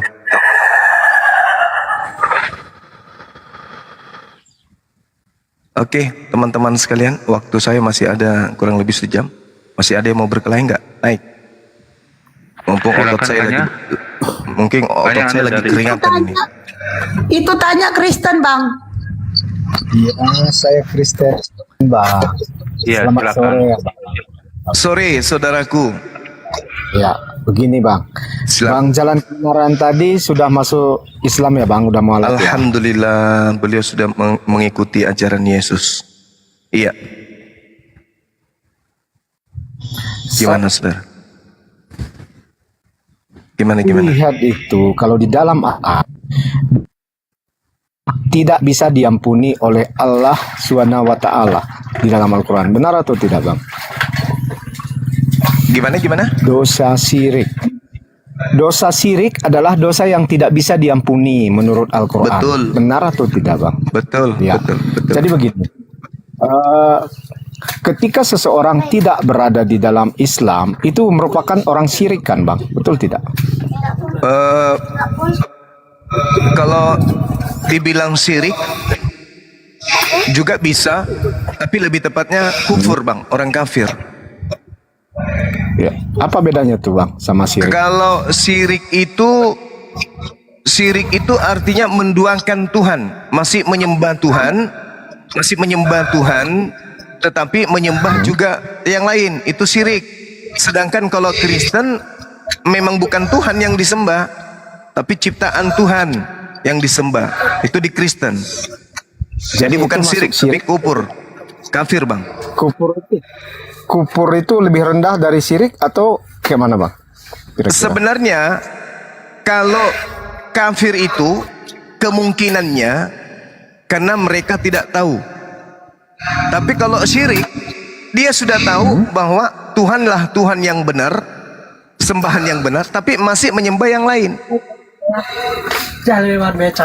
Menyekutukan, menduakan Tuhan. Posisinya 11-12. Jadi begini, Bang, saya ini Siap. kan sudah mengenai agama Islam. Jadi saya juga belum masuk Islam. Apakah saya sekarang melakukan syirik atau tidak, Bang? Anda kufur, Bang, karena Anda menyembah bukan Tuhan, Anda menyembah manusia. Iya, tapi kan saya sudah mengenal Islam, tapi saya tetap menyembah ke yang lain. Itu bukan syirik. Itu syirik. Kalau Anda menyembah Allah, menyembah juga yang lain, itu syirik. Enggak, maksud saya gini loh, Bang. Seorang Kristen itu kan dia sudah mengenal Islam sebenarnya. Dia sudah mengetahui bahwa agama Islam itu ada. Dan nama Tuhan di agama Islam itu adalah Allah. Kan seperti itu, Bang. Jadi kalau saya tetap menyembah kepada Yesus Kristus, saya ini syirik atau tidak, Bang? Tidak, karena Anda tidak menyembah kepada Allah. Yang dikatakan syirik itu menyembah kepada Allah, menyembah kepada Yesus, itu syirik. Dua sembahan. Ya. Tetapi kalau yang saya baca ya, Bang, syirik itu artinya yang menyembah selain Allah. Di situ, itulah itu, Bang, syirik. Menyembah selain Allah itu maksudnya menyembah Allah, menyembah juga selain Allah. Itu syirik, menduakan. Makanya Al-Quran mengatakan, Innallaha la yaghfiru ayyushrika bihi wa yaghfiru ma duna dzalika liman yasha. Wa may yusyrik billah faqad iftara itsman azima. Sesungguhnya Allah tidak mengampuni dosa karena mempersekutukannya, menduakan dirinya, dan Dia mengampuni apapun dosa selain syirik itu bagi siapa yang dikehendakinya. Barang siapa mempersekutukan Allah, maka sungguh dia telah berbuat dosa yang sangat besar. Itu Al-Quran. Oke. Jadi bagaimana, Bang? Kalau sudah dia Islam, murtad dan masuk lagi, itu juga bukan masuk syirik. Kalau dia masuk lagi, ya tak masalah. Tapi Artinya yang dia- ketika dia keluar dari Islam, bukankah itu udah syirik loh bang? Kalau dia keluar Islam itu tidak syirik, dia kafir, namanya murtad. Kalau dia keluar Islam berarti dia tidak mengakui lagi Allah, tapi mengakui selain daripada Allah. Jadi dosa syirik kan menyembah satu Tuhan, itu bukan syirik ya bang? Bukan syirik, menyekutukan. Yang dikatakan syirik itu menduakan. Berarti kalau kita tidak menyembah Allah dan menyembah Allah yang lain, Tuhan yang lain, sesembahan yang lain, itu berarti Kafir. bukan merupakan dosa kafir, bukan merupakan dosa syirik. Tetapi Bukan. ketika kita menyembah Allah dan menyembah yang lain, Itu itu syirik. syirik. Artinya ketika kita mengakui Allah itu masih mempunyai kuasa yang besar dan menyekutukan dengan yang lain, kita berdosa. Tetapi dengan tidak mengakui Allah itu sama sekali, berarti kita tidak Kafir. berdosa ya Bang? Itu tidak Kafir dia berdosa. tuhnya. Kafir. Ya. Sementara Artinya dosa kita lebih besar ketika menyembah Allah itu berserta dengan Allah Tuhan yang lain daripada kita tidak menyembah Dia. Artinya kita tidak menghargai Dia sama sekali. Artinya kita tidak mengakui Dia yang maha kuasa ya bang. Seperti itu Iya, kan jadinya. itu kafir. Kafir itu berarti membelakangi Allah, tidak menganggap Allah itu pencipta langit dan bumi, tidak menganggap Allah Tuhan. Itu kafir. Ya, artinya masih Syirik berdosa. menganggap Allah itu Tuhan, tapi ada Tuhan lain di samping Allah. Itu syirik namanya. Tapi kalau saya lihat dari situ, syirik kan masih menganggap bahwa Allah itu maha pencipta bang. Masa itu lebih berdosa daripada yang Yes. tidak menganggap Allah itu sama Yes. sekali? Betul. Itu sama, kedudukannya sama tuh. Kafir, yaitu ingkar kepada Allah. Syirik, tidak ingkar kepada Allah, tapi menduakan Allah. Nah, itu sama tuh.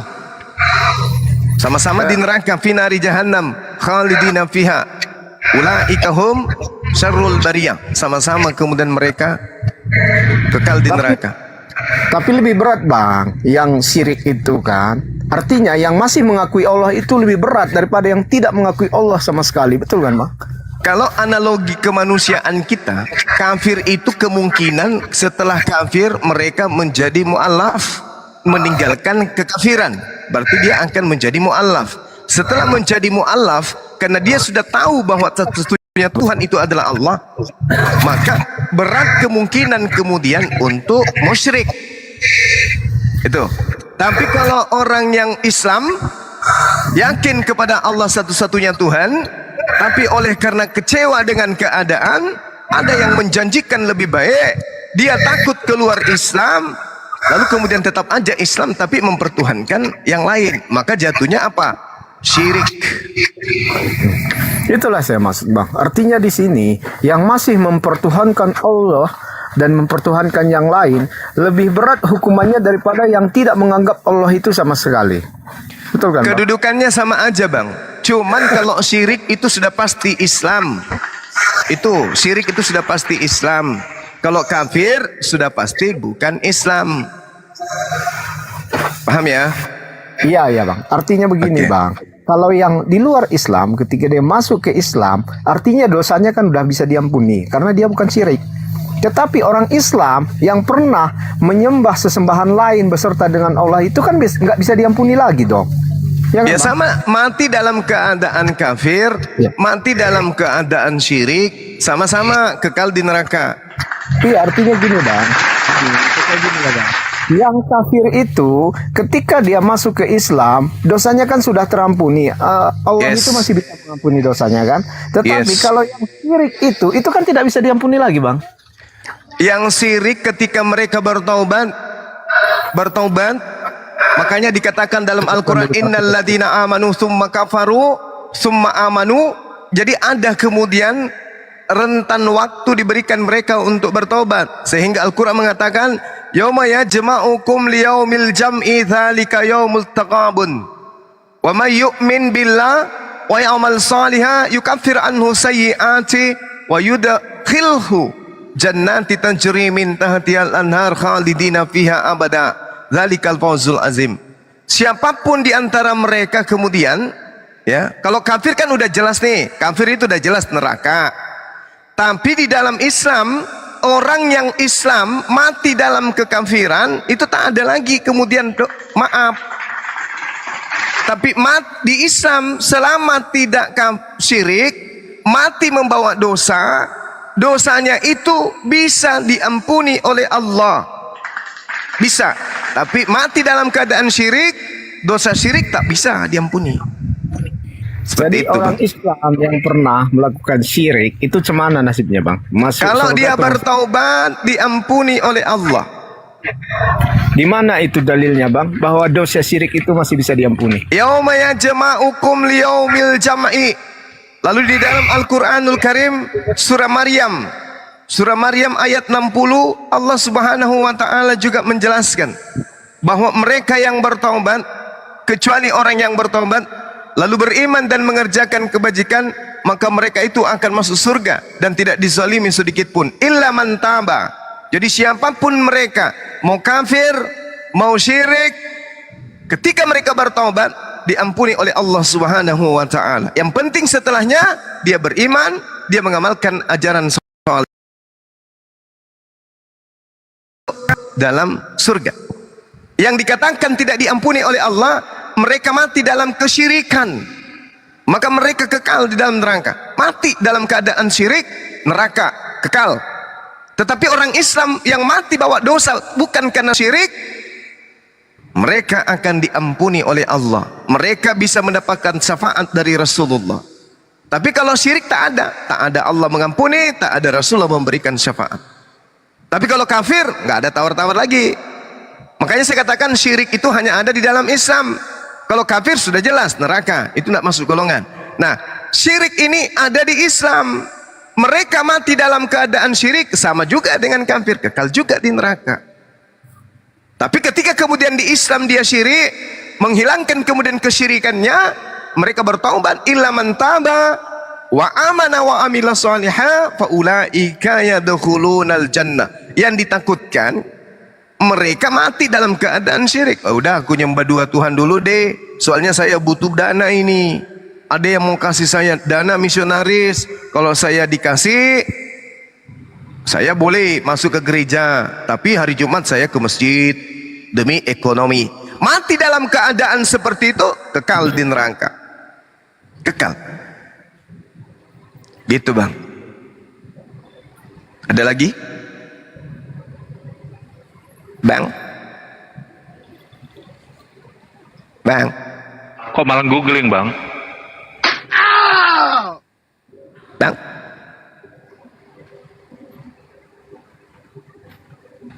Bang? Bang, kok malah migrasi, Bang?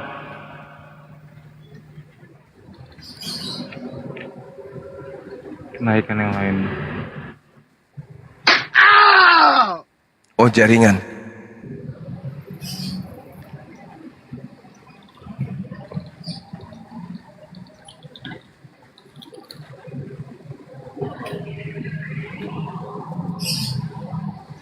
Ya, selamat sore, selamat datang Yusuf. Anda dari Islam atau dari Kristen? Saya Islam. Wah, assalamualaikum. Baik. Apa yang ingin disampaikan sebelum menyimak di bawah ya? Assalamualaikum Bang Juma. Bolehkah saya bertanya satu hal? Waalaikumsalam warahmatullahi wabarakatuh. Bang Juma, saya punya anak, tapi bukan dari rahim saya.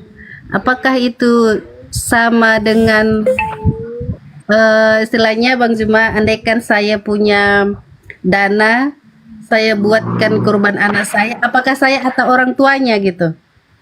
Gimana? Sorry. Kenapa?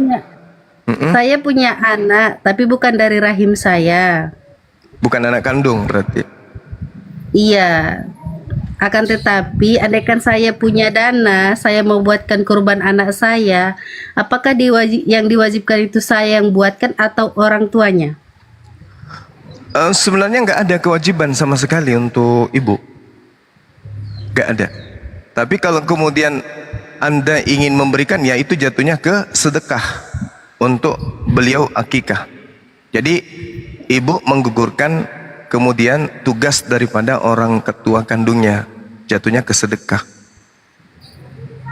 Oh gitu ya Bang. Iya, inilah yang diputuskan kemudian oleh Rasulullah sehingga dia menikahi istri daripada anak angkatnya untuk menjatuhkan dan mengajarkan kepada kita orang Arab pada masa itu yang gemar mengambil anak angkat bahwa tak ada itu anak angkat.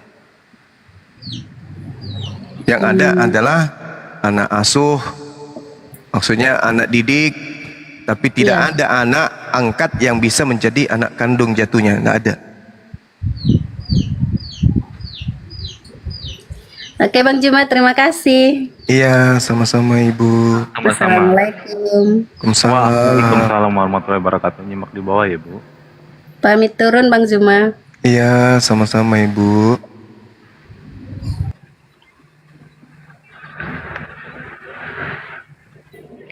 Ini daftar tamunya banyak banget. Ini yang orten yang mana ini? Assalamualaikum warahmatullahi wabarakatuh. Waalaikumsalam warahmatullahi wabarakatuh. Bang Zuma yang tadi yang otaknya sebelah minta lagi. Ya, dan ingatkan dulu Dek, waktu saya masih ada sih 40 menit. Ingatkan dulu, diskusi itu pakai otak. Siapa Bang Dah? Siapa Dah? Coba. Bang Zuma boleh nggak saya iklan sebelum Bang Zuma turun? Boleh. Sorry. Silakan. Bunda Hesti izin ya Bunda Hesti. Ya salam kenal semua buat saudaraku dimanapun berada dari Sabang sampai Merauke. Dalam menjelang Lebaran ini kami sedang berjualan ya aneka cemilan dari Pulau Belitung itu ya pempek sutra tenggiri, ada abon tenggiri, kerupuk tenggiri, pastel mini abon tenggiri, peletek cumi-cumi, stik cumi-cumi ya. Yang berminat silahkan aja follow dan WA saya ada di bio untuk pemesanan dan informasi. Insya Allah amanah dan halal kami kirimkan dari Belitung, Tanjung Pandan melalui Lion Parcel secepat dan JNT. Tidak bisa COD dan bisa Singapura ya. Artiannya semoga murah rezeki panjang umur dan sehat selalu. Bang Zuma minta tolong boleh tambahin biar kami banyak pembeli Bang. Oke, baik teman-teman sekalian dimanapun berada, silakan mari kita membantu saudara kita Riko. Beliau seorang mu'alaf yang sedang berusaha untuk membangkitkan perekonomian keluarga beliau. Dengan membantu beliau dengan cara memesan jualan beliau, kita sudah ikut berpartisipasi membantu saudara-saudara kita yang mu'alaf. Silakan, karena saya sendiri sudah beberapa kali mendapatkan bingkisan dari beliau ya. Memang layaklah ya menu yang dijajakan beliau ini untuk menjadi menu harian kita. Pleteknya, abon-abonnya dan semua saya rasa itu nyaman di lidah lah ya. Apalagi kalau dinikmati di siang hari pada saat bulan puasa, sembunyi di kamar, maka itu enak kali tuh pada saat lapar-laparnya, paling nikmat sekali. Bagus banget Bang anjurannya Bang. Iya, paling enak sekali tuh. Tapi ingat siksaan neraka lebih enak lagi, siksaan nerakanya ya. Jadi silakan saudara-saudara dipesan untuk membantu saudara kita. Silakan. Itu cara pesannya langsung ke bio. Di situ ada nomor HP-nya ya. Langsung ke bio Bang Riko. Oh ya Bang juga buat netizen dimanapun berada, kalau misalkan ada fansnya para debater boleh mengirimkan bingkisannya ya, hubungi saya langsung di WA saya ada di bio itu. Ya, terima kasih Bang Zuma, sehat selalu. Sama-sama. Yang kuat ya Bang Zuma menghadapi arusnya kekristenan ini di Indonesia ini luar biasa. Bang Zuma itu is the best. Is the best. Assalamualaikum warahmatullahi wabarakatuh. Waalaikumsalam warahmatullahi wabarakatuh.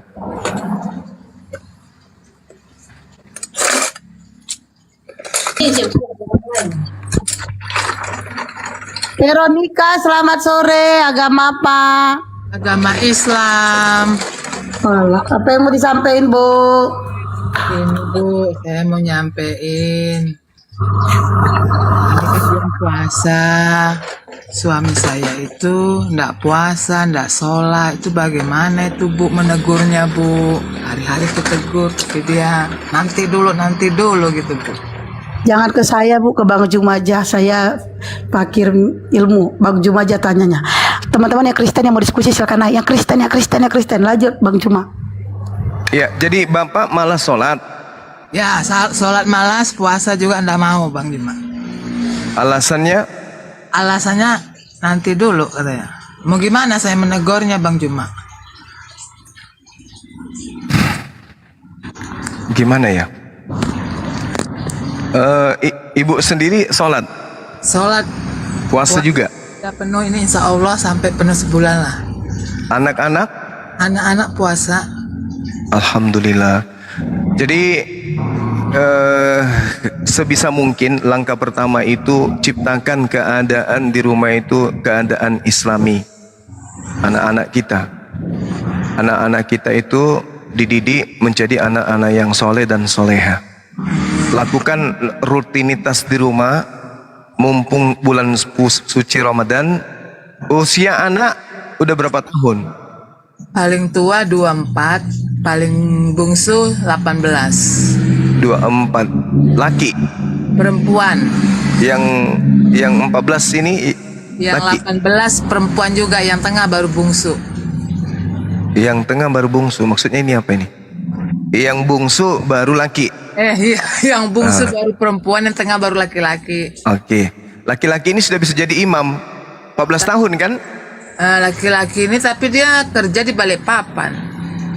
Oh, ya udah kalau begitu ibu di rumah sama anak-anak bertiga? Anak-anak 2 aja, yang perempuan. Iya, bertiga sama ibu? Ya benar Bang Juma. Atau berdua aja, anaknya aja, ibu di luar? Atau gimana? Bertiga kali ibu ya? Bertiga.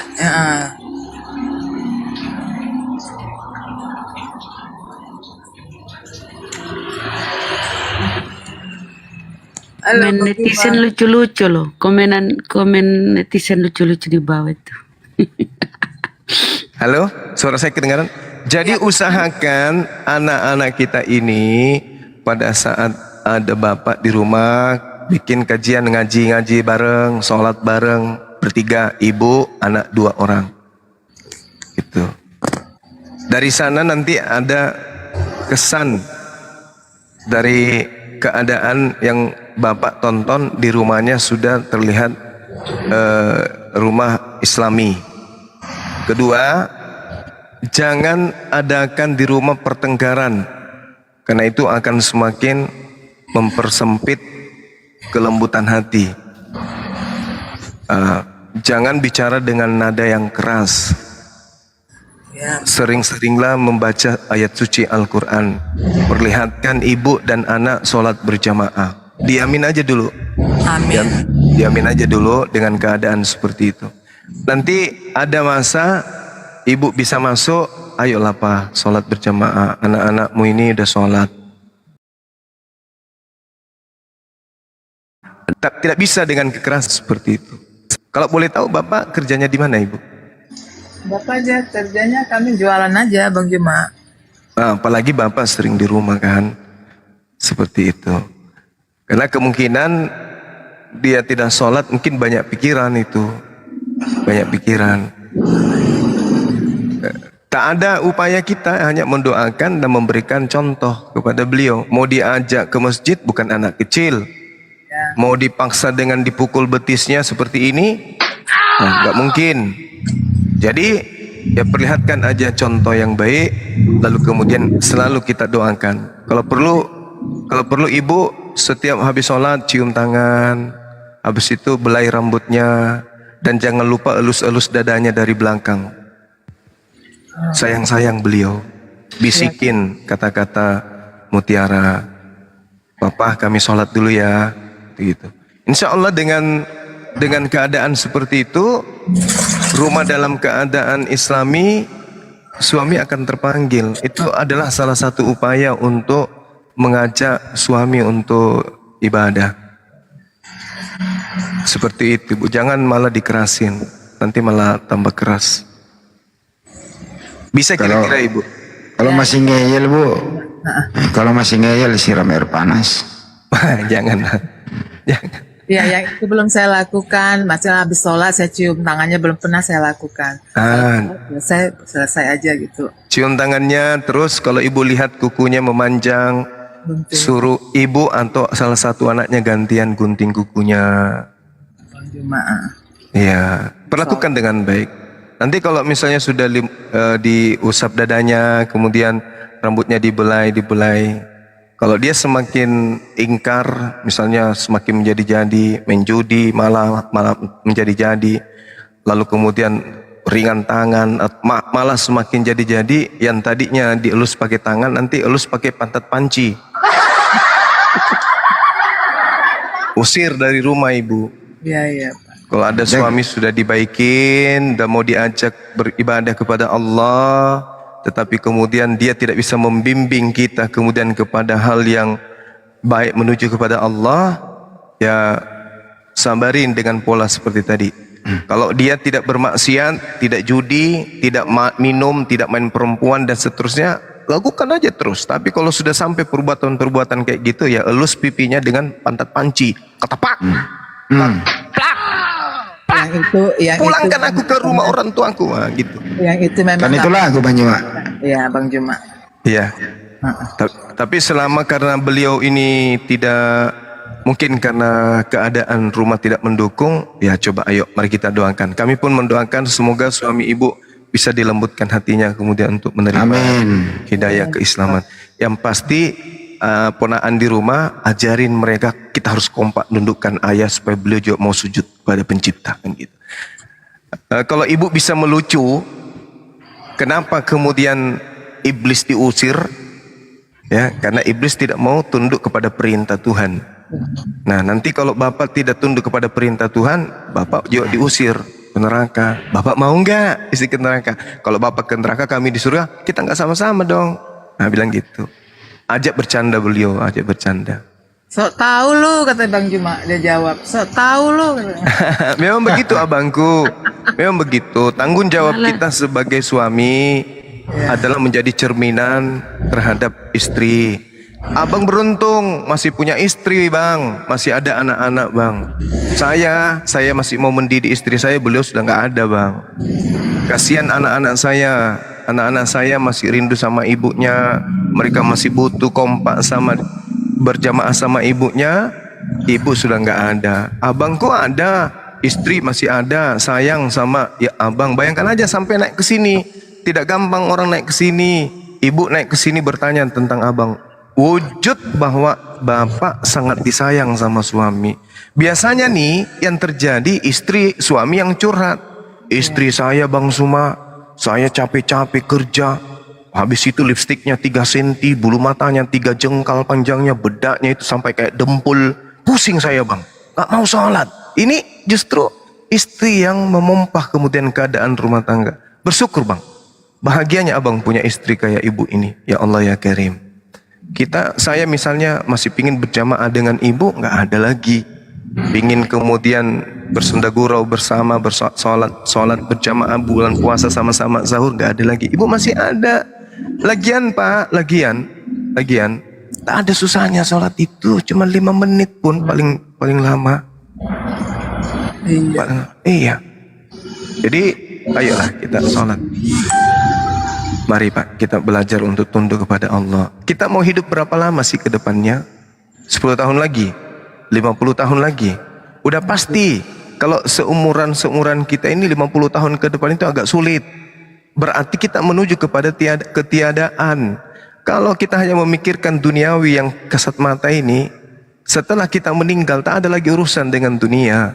Apa yang kita upayakan, apa yang kita pikirkan, apa yang kita rencanakan, apa yang kita usahakan, semua ditinggal dan direbutkan oleh orang.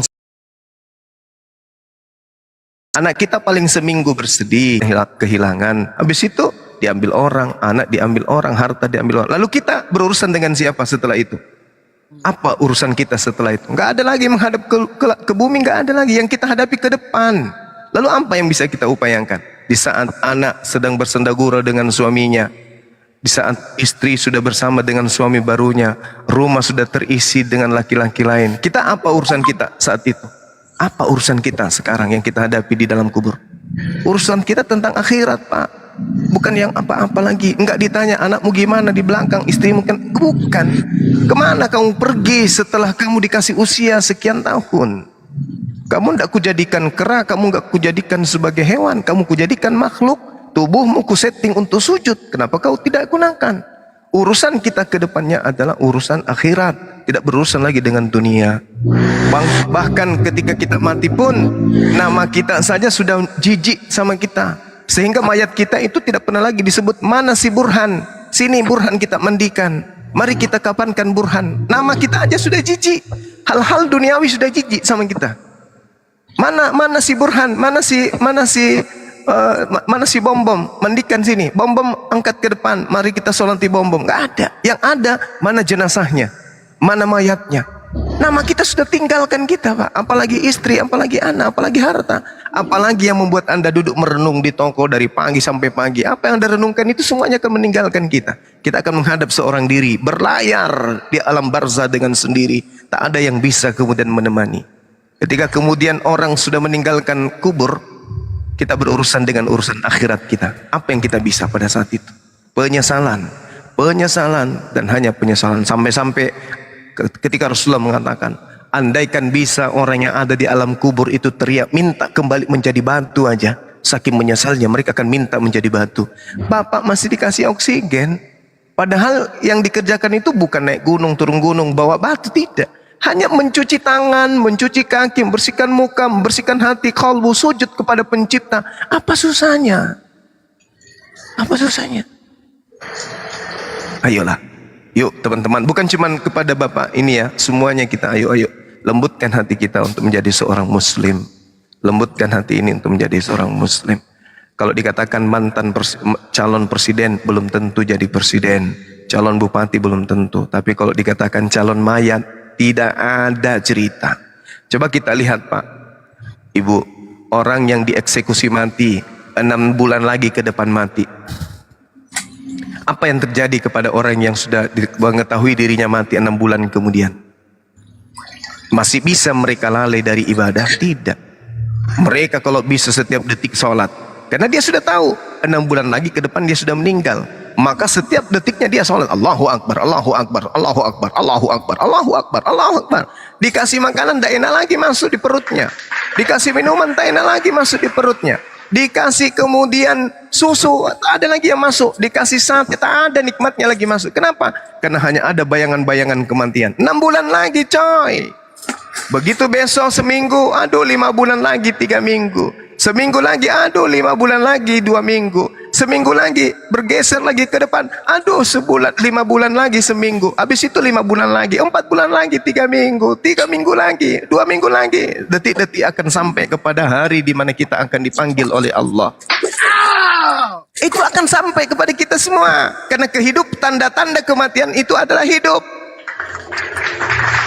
Ada orang bertanya, Bang Suma, apa tanda-tanda kematian? Oh, tanda-tanda kematian itu Anda masih hidup.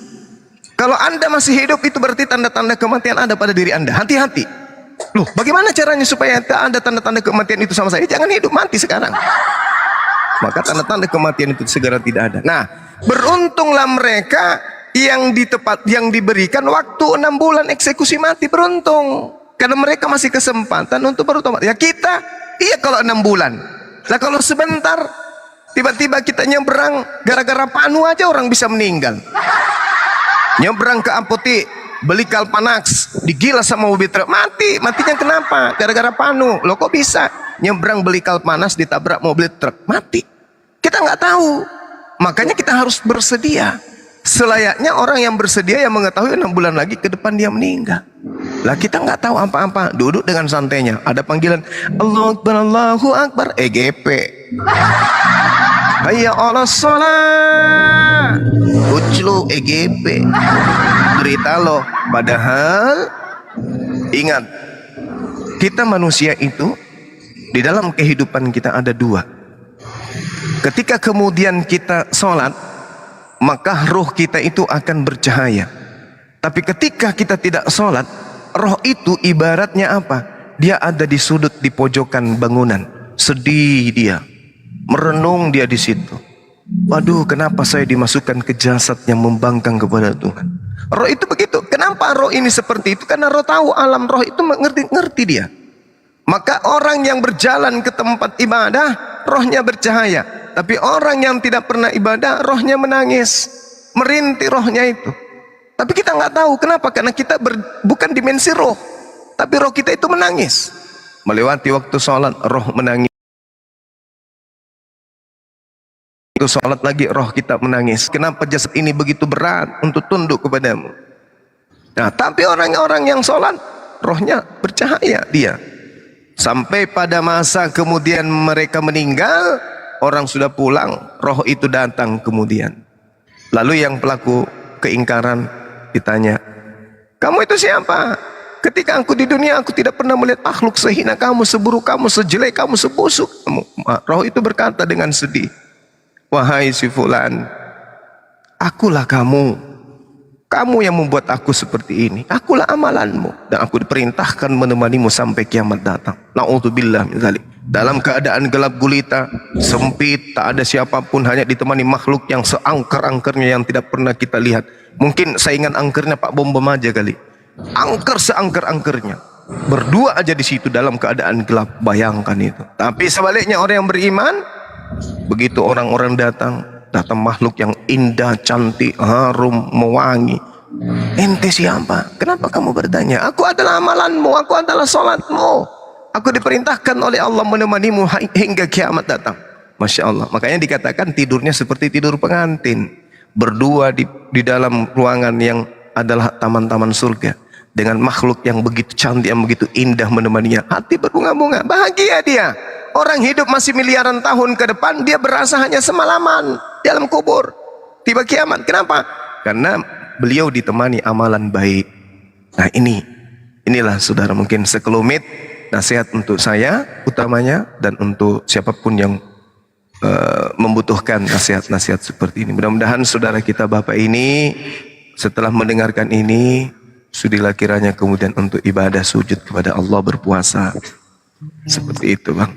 Saya kira itu dari saya. Sahabat-sahabat yang lain silakan ditambahkan atau ada yang mau diskusi.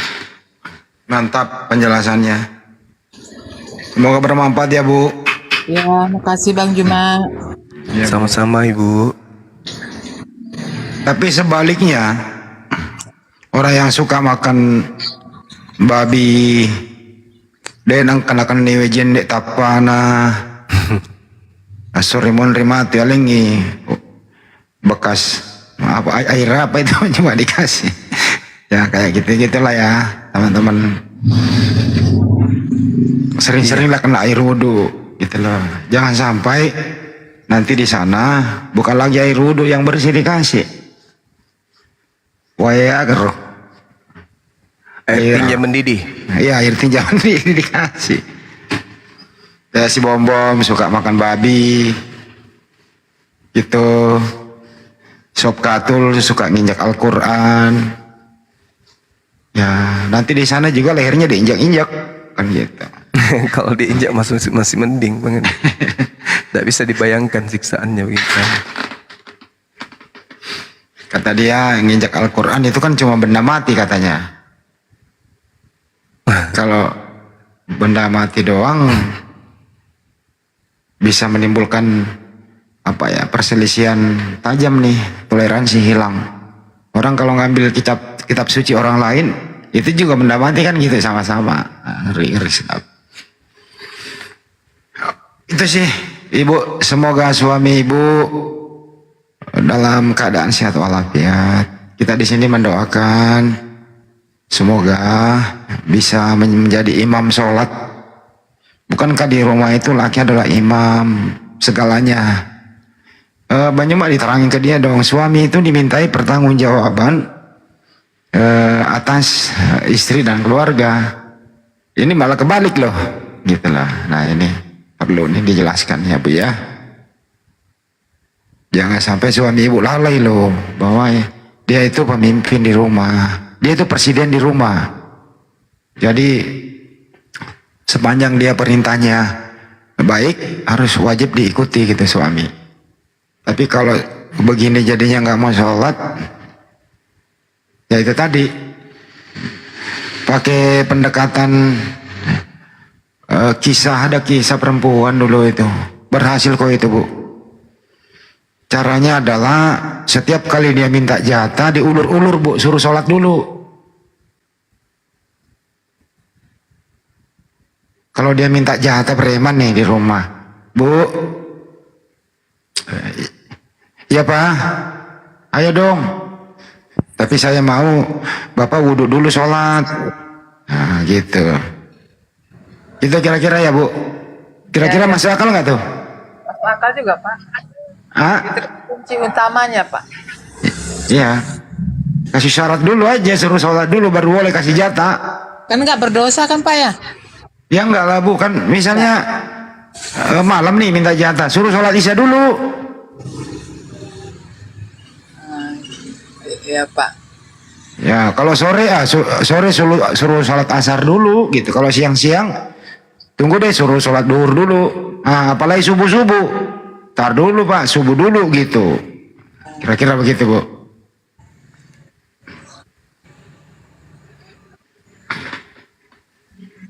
Tes-tes aja dulu.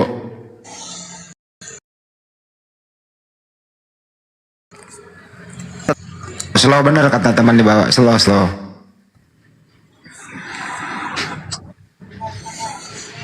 Slow gitu Bu. Kalau boleh Ibu, boleh tahu di Ibu di daerah mana Bu? Di Balikpapan Pak. Oh Balikpapan, Masya Allah. Semoga anak-anak di rumah terus istiqomah ya Bu ya. Insya Allah Pak ya. Amin.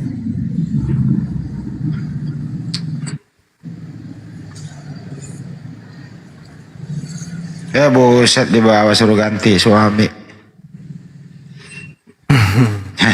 Janganlah. Siapa? Iya, komennya tuh dibawa netizen Takut lucu-lucu. bapaknya diganti. Takut ya Pak ya. Dia takut dia datang deh. Dia dengar siapa? Takut Bapak. Bawa ini, bawa melayat orang mati Bu, orang meninggal. Pak Jimba bener nggak sih itu? Kalau misalnya minta jatah suruh sholat dulu. Aduh. Ya Allah. Gitu ya. Betul itu. Betul juga tuh. Ya silakan Bunda Rama. Ya karena sholat itu tiang agama kan. Yang pertama dipertanyakan itu apa syarat kita sholat enggak. Jadi supaya dia bisa tersadar bahwa ke orang-orang meninggal, ajak dia melayat bahwa ini loh kalau kita udah meninggal nih, gak ada lagi apa-apa. Ada kisah begini. Dalam perhitungan nanti ada yang bertanya, ini kok orang belum diangkat ke surga.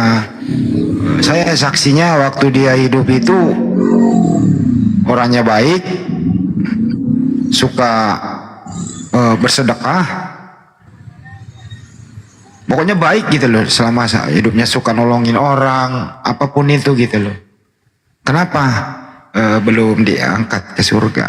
Jawabannya adalah karena sholatnya kurang baik. Jadi kuncinya surga, sholat itu nggak dipegang dia.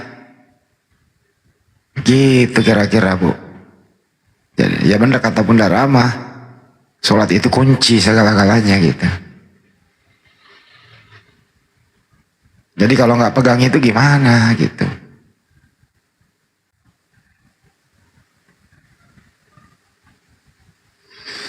Sholat itu kewajiban, wajib. Kalau nggak sulit-sulit banget ya.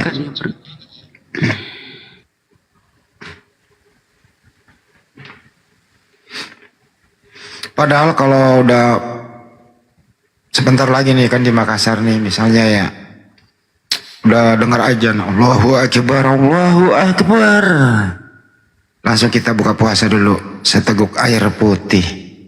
Kalau ada yang dingin-dingin ada kurma gitu ya, atau apalah cemilan, habis itu sekedar berbuka. Setelah itu ambil air wudhu, sholat maghrib berjamaah, atau kalau enggak sholat maghrib sendiri berjamaah sama orang rumah. Coba bapaknya menjadi imam, ibu jadi makmum sama anak. Setelah berbuka, habis itu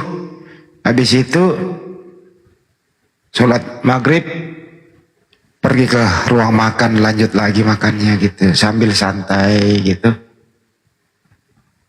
Dielus-elus bapaknya kumisnya, ditipis-tipisin dikit kan gitu. Nah, habis itu mau masuki sholat Isya, terawih, bareng-bareng ke masjid gitu. Pulang-pulang terawih, ngobrol-ngobrol ruang tamu, ngajak itu, Pak atau Pak, ayo pas ini Pak. Nah, seneng tuh papanya digituin, kira-kira begitu. Itu di sebuah hadis ya, Bang Handi, bahwa yang pertama dihisab itu adalah amalan sholat. Terus Bang Handi, kalau yang jomblo malah sholat gimana Bang Handi? Yang jomblo, iya. Siapa suruh lu jomblo, nasib lu? Gak. Sama aja. Sesungguhnya ini hadis riwayat Tirmizi ya, ini hadisnya. Aku mendengar Nabi Shallallahu Alaihi Wasallam bersabda, sesungguhnya yang pertama kali akan dihisap dari amal hamba adalah sholat. Jika sholatnya baik, ya benar-benar telah beruntung dan sukses. Dan jika sholatnya rusak, benar-benar telah celaka dan merugi. Itu ya. Jadi yang pertama dihisap itu amalan sholat kita. Justru ini loh Bunda Ijen, justru yang jomblo itu sebenarnya tidak ada halangan. Sholat tidak, suami istri gitu ya, apalagi di bulan suci Ramadan gitu ya. Yang jomblo kan nggak perlu mandi junub kecuali dia coli gitu ya. Kalau suami istri kan habis dikasih jatah suami istri gitu sebelum imsak. Nah, sebelum azan kan itu dia harus mandi dulu sebelum sholat. Nah, kalau di rumah orang kaya sih ada dicaklek yang merah, airnya keluar hangat, ya bagus. Ini kalau di kampung dingin-dingin mau mandi subuh gimana cobaannya coba? Harus panasin air panas lagi di dapur, di belakang pakai kayu bakar, belum lagi hujan-hujan kan gitu. Nah, kira-kira gitu. Jadi jomblo itu lebih kurang cobaannya. Apalagi janda. Ini janda nih. Mau diceritain nggak tentang janda nih? Nggak usah lah ya. Jangan bawa-bawa janda, Bang Handi. Karena pas nanya jomblo bukan janda. Ya janda kan juga jomblo. Iya, tapi bukan jomblo itu.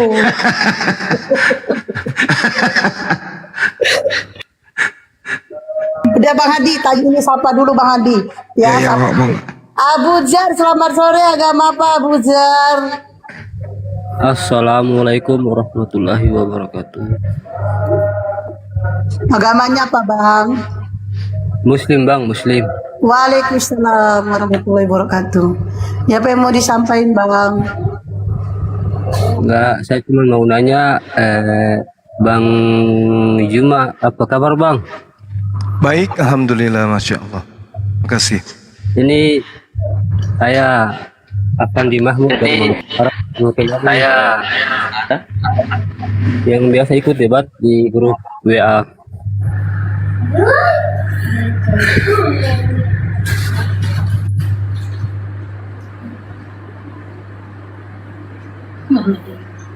Bajibah, berhenti.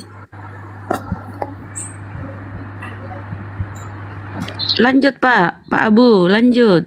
Oh, yang bagus suara. Enggak, saya cuma mau nanya kabar aja Bang Juma. Oh, mau nanya kabar doang. Astagfirullahaladzim. Ya baik, alhamdulillah, saudara. Lama udah nggak ini, lama udah nggak. Jangan diomelin nanti biarin. Oke, lembaran baru. Selamat sore, agama apa? Lembaran baru.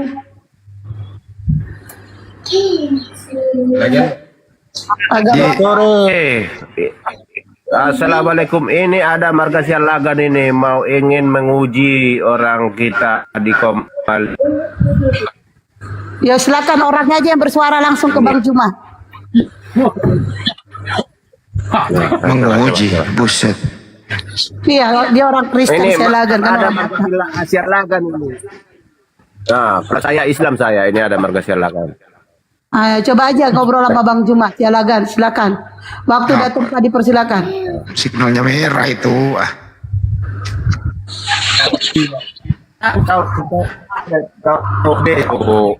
Nah, Suaranya nggak jelas. iya, merah. Sinyalnya gak bagus.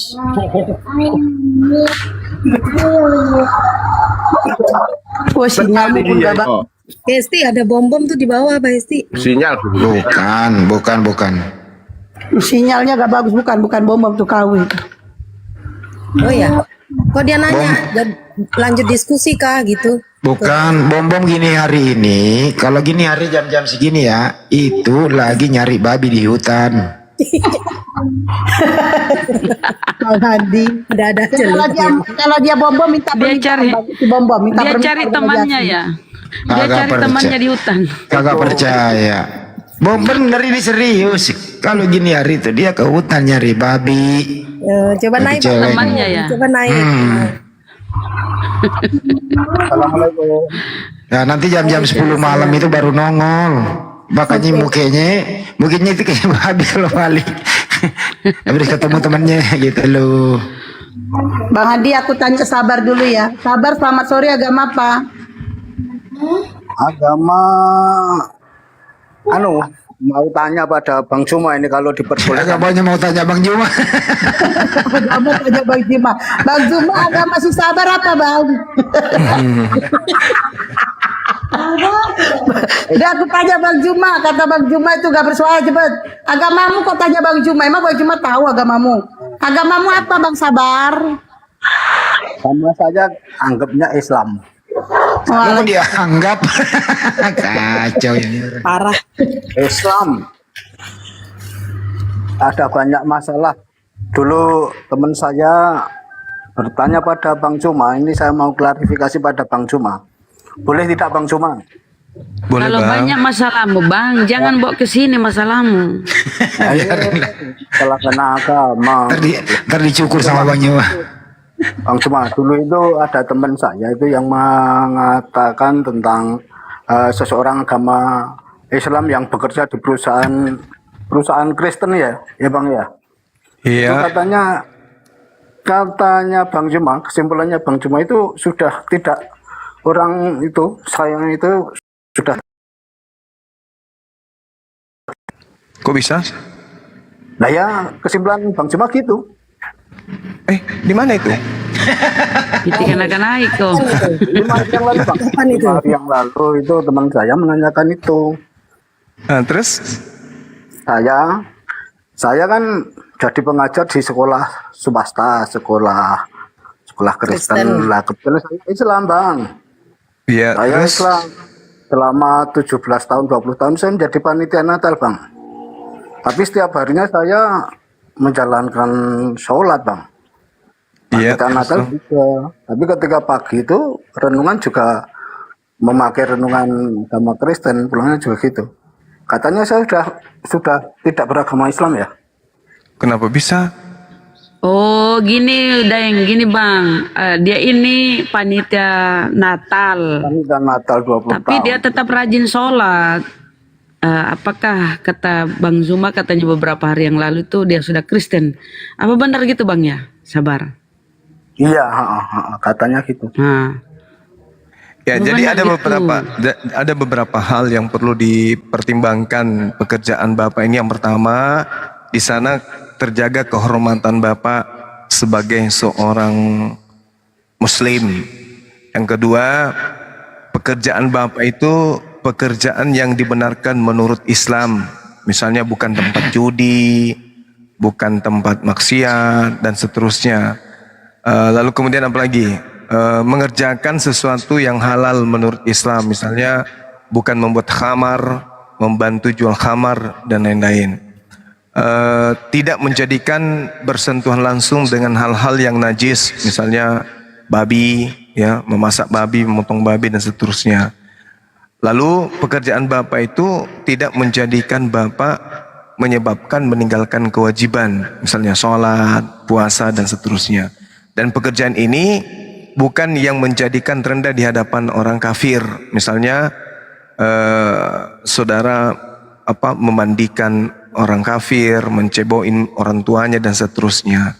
Nah, jika seorang muslim melakukan hal-hal yang tadi, maka saya katakan itu tak boleh. Tapi kalau bapak yakin pekerjaan atau usaha keuntungannya tidak untuk memerangi kaum muslimin, bukan untuk kemudian dipergunakan untuk merendahkan Islam, menghujat Islam, maka hukumnya itu mubah, boleh-boleh saja, asal tidak memenuhi hal yang saya sampaikan. Di antaranya juga adalah pekerjaan yang jelas-jelas untuk kemaksiatan, seperti membuat patung, membuat tempat ibadah untuk menyembah selain daripada Allah dan seterusnya. Jadi kalau misalnya ngajar dia di sekolah Kristen, Bang. Ngajar di sekolah Kristen dengan tata cara Kristen juga, dari pagi sampai pulang sekolah. Bahkan setiap tahun itu kalau ada Paskah dan Natal juga menjadi panitia. Oh ya udah, keluar aja Pak, kalau ada pekerjaan lain. Anda muslim? Iya muslim. Ya, kerja di tempat yang seperti itu ya sudah, itu kan udah keluar, artinya udah keluar dari apa yang saya jelaskan tadi. Kalau dia sekolahnya sekolah Kristen, tapi materi-materi dalamnya umum, itu kan ada tuh. Tapi kalau misalnya sekolahnya memang kayak pesantren, sekolah Bible, mengajarkan nyembah Yesus segala macam, terus bapak dilibatkan dalam hal itu, ditinggalkan Pak. Jangan. SMK tapi isinya ajaran Kristen semua. Ya ada sebagian itu. Iya, tapi dia lebih cenderung kepada sekolah misionaris. Ya kalau dilihat dari muridnya itu ya hampir 90% itu siswanya Muslim, Islam. Mereka diajarkan ajaran Kristen. Iya. Nggak ada ini bohong ini Bapak, nggak ada kayak gitu. Astagfirullahaladzim. Sekolah Kristen isinya siswanya 90% Islam, lalu diajarin ajaran Kristen. Nah, agamanya itu kan pelajaran agama Kristen. Tapi Islam. Muridnya 90% Islam. Mana ada? Terus kenapa orang tuanya nggak melarang? Di mana juga anaknya kok mau? Leong sekolahnya favorit Bang. Gratis. Ya enggak, bayar. Sekolah mahal. Tapi isinya diajarin tentang Kristen. Ya, pelajaran agamanya. Jadi umat Islam diajari ajaran Kristen. Nah, karena anak tersebut masuk sekolah di situ, iya. Ini nggak boleh dibiarin Pak, harus dilaporin, nggak boleh itu. Di mana itu terjadi? Melanggar itu Pak. Oh, itu. Itu nggak boleh. Sebut Pak, di mana Pak? Ya kalau menyebut ini nanti Japri Iya, biar Japri ke Bang Handi aja. Abang di mana ini? Di Jakarta. Di daerah Jawa Tengah. Jawa Tengah. Ini betul. Bisa jadi. Betul itu. Markas. Dimakan di sana. Nanti hubungi Samudra, Bang Samudra. Bang Samudra ini. Jawa Tengah nanti Pak. Bang Samudra. Bang Samudra itu di bawah KST. Itu ada di bawah, naik Ada Bang. di bawah KST Bang Samudra. Jawa Tengah. Iya, Jawa Tengah mah aku udah paham semua, di mana Pak? Jawa Tengah nanti Pak. Alhamdulillah Bapak kabarin ya. Ya. Berarti saya harus keluar dari pekerjaan itu Bang. Iyalah, orang diajari menjadi Kristen nggak apa-apa. Assalamualaikum. Waalaikumsalam. Iya. Pripun Pak Sabar?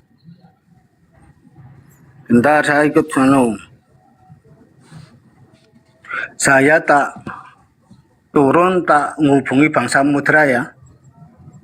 Tapi saya Men follow aku dulu, nanti tak DM nomorku Pak. ya. Itu ya Bang ya. Wah, aku malah berarti saya berdosa nih Bang, harus keluar. Keluar ya Bang. Ya keluar, cari pekerjaan yang lain Pak. Mending kita lapar di dunia daripada lapar di akhirat. Bilang aja Pak, sampai di daerah mana nggak apa-apa, bilang di sini. Enggak, Bang Samudra nanti tak DM dulu. Ya, enak ini Bang. Gitu ya. Bang semua saya turun tak hubungi Bang Samudra. Iya, benar Bang. Ya, Assalamualaikum. Waalaikumsalam warahmatullahi wabarakatuh. Gini loh, nggak ada itu sekolah Kristen, misalnya SMA Katolik, SMA Protestan, gitu ya. Itu masih saudara SMA SMP dulu ya, nggak ada itu muridnya 80% Muslim, nggak ada. Biasanya ada 1, 2, 3 atau sampai 10 murid Islam sekolah di situ karena faktor dekatnya atau mungkin hal lain. Ada Bang, ada Bang Andi, yang tempat Bang Andi singgah itu memang tidak ada SD, TP, TK itu yang Muslim nggak ada Bang. Adanya dari Protestan Bang. Enggak, ini masalah SMA ke atas. Gitu loh. Ya tapi kalau ada ya perlu juga sih kita lihat kok. Justru sekarang SD negeri itu yang bersifat umum itu banyak yang kosong kok. Banyak kekurangan murid. SD, SMP gitu ya. Saya dulu waktu di sekolah di Muhammadiyah itu ada Kristen 1, 2, 3 masuk. Nggak ada masalah. Waktu kita belajar Al-Islam, bahasa Arab, terus belajar intern lah, dia tidak diwajibkan gitu karena ini kan MKDEU juga, bukan MKDK gitu ya. Dia nggak diwajibkan tapi ikut dia gitu loh, gak ada masalah. Selesai dia masih Kristen gitu ya. Di sana juga begitu ya. Memang perlu hati-hati sih kalau ada pesantren. Kenapa kalau ada sekolah umum, kenapa mesti di sana? Itu juga. Waalaikumsalam. Itu yang dikatakan Pak Sabar itu benar Bang Andi. Contoh di Randu Blatung itu ada sekolah Katolik, itu hampir 100% muridnya Islam. Itu masuk ya doanya doa Kristen. Bahkan hari Minggu diwajibkan untuk datang. Di Randu Blatung nggak ada itu. Kalau kita mau ke Ponorogo itu kan ada lampu merah itu. Oh ada Pak De. Ini Santa Maria toh, Randu Blatung. Ya. Ada, memang mereka itu begitu. Nah perlu diketahui bahwa di Jawa keislaman orang Jawa ya, apalagi yang orang-orang di hutan sana itu masih minim. Jadi mereka itu nggak peduli apapun, yang penting anaknya sekolah. Beda dengan orang-orang Sumatera, orangnya fanatik soal agama, tidak mau menyekolah. Nggak ada orang Minang mau menyekolahkan anaknya di Katolik, orang Aceh misalnya nggak. Tapi kalau Jawa nggak ada masalah. Bedanya di situ, orang Jawa itu kefanatikan Islamnya kurang kalau dibandingkan dengan suku lain, begitu. Saya orang Jawa soalnya. Kalau di Randu Blatung itu kan saya berapa kali nginep di situ. Kalau di Jepara tempatnya Bang Samudra, saya berapa kali nginep di situ. Tapi kok nggak ada laporan masyarakat? Pak De sendiri kan sebagai orang situ kok nggak laporan kok? Ada sekolah kayak gini kan waktu itu kita bisa datengin Pemda setempat, terus tokoh masyarakat. Apalagi kita kan bangun masjid di situ. Alangkah kita bangun masjid, terus orang-orang di dalam situ kesulitan menempuh sekolah kok larinya ke sekolah Kristen. Nah itu kan masjid juga sarana pendidikan yang kita bangun di situ di Randu Blatung. Ya mungkin semoga ada aktivis-aktivis di sana lah ya. Kalau memang itu ada. Ini dibawa kok saya ngeyel. Ini saya lagi di lokasi bro. Saya pernah di sana bangun masjid di Randu Belatung itu. Karena saya pernah usir-usirin orang. Saya ini aktivis, enak aja loh. Gitu loh, Pak De, kenapa nggak diomongin kemarin? Kalau ada kasus begitu, gitu loh. Nggak teringat. Oh gitu. Kalau itu saya pahami, saya datengin di sekolahnya, gitu loh. Benar. Besar itu sekarang sekolahnya jadi besar tuh. Gerejanya megah, nggak seperti dulu waktu saya masih sekolah di situ. Ya hampir 100% muridnya itu Islam. Di Randu Belatung mana ada Kristen? Sikit Kristen tuh ada sikit. Makanya 99% ya Muslim muridnya. Tapi ya itu ya, yang saya herankan, padahal sekolah itu sudah berdiri lama gitu. Tapi ya Kristen nggak berkembang di situ. Orang itu ini di Jawa itu begitu Bang Andi. Ya sekolah-sekolah. Tapi imannya itu nggak akan tergadaikan. Nggak ada orang sekolah Katolik di situ terus dia jadi Katolik, nggak ada. Ya alhamdulillah kalau kayak gitu. Tapi ya nggak berkembang dia. Ya. Seperti contoh keponakan saya sendiri itu kan sekolahnya di Katolik tuh, si Lilo itu. Dulu itu kan. adanya Pak De itu loh. Ya waktu itu kan kita nggak tahu Bang Andi, nggak ada hubungan dengan Jawa. Nah udah lulus ya nggak ada dia pengaruh ke Katolik, nggak ada. Tapi sekarang beda Pak De. Sekarang udah misionaris sudah merajalela di Jawa Tengah Pak De. Iya. Ya, Ini saya pribadi tinggal menunggu instruksi dari guru-guru kita seperti apa nanti kita bergerak. Nggak perlu koordinasi, ya lapor ke Menak. Kan di sana ada kurikulum, sekolah itu ada kurikulum. Kurikulum itu tidak boleh dirubah.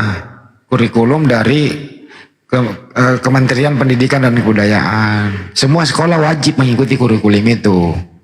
Nah kalau sekolahnya Katolik misalnya, dia punya kurikulum untuk agama Katolik itu di dalam nempel. Gitu. Kalau di mata kuliah, kalau di SD atau SMP umum negeri, itu ada agama Islam, ada agama lain-lain gitu loh, biasanya begitu.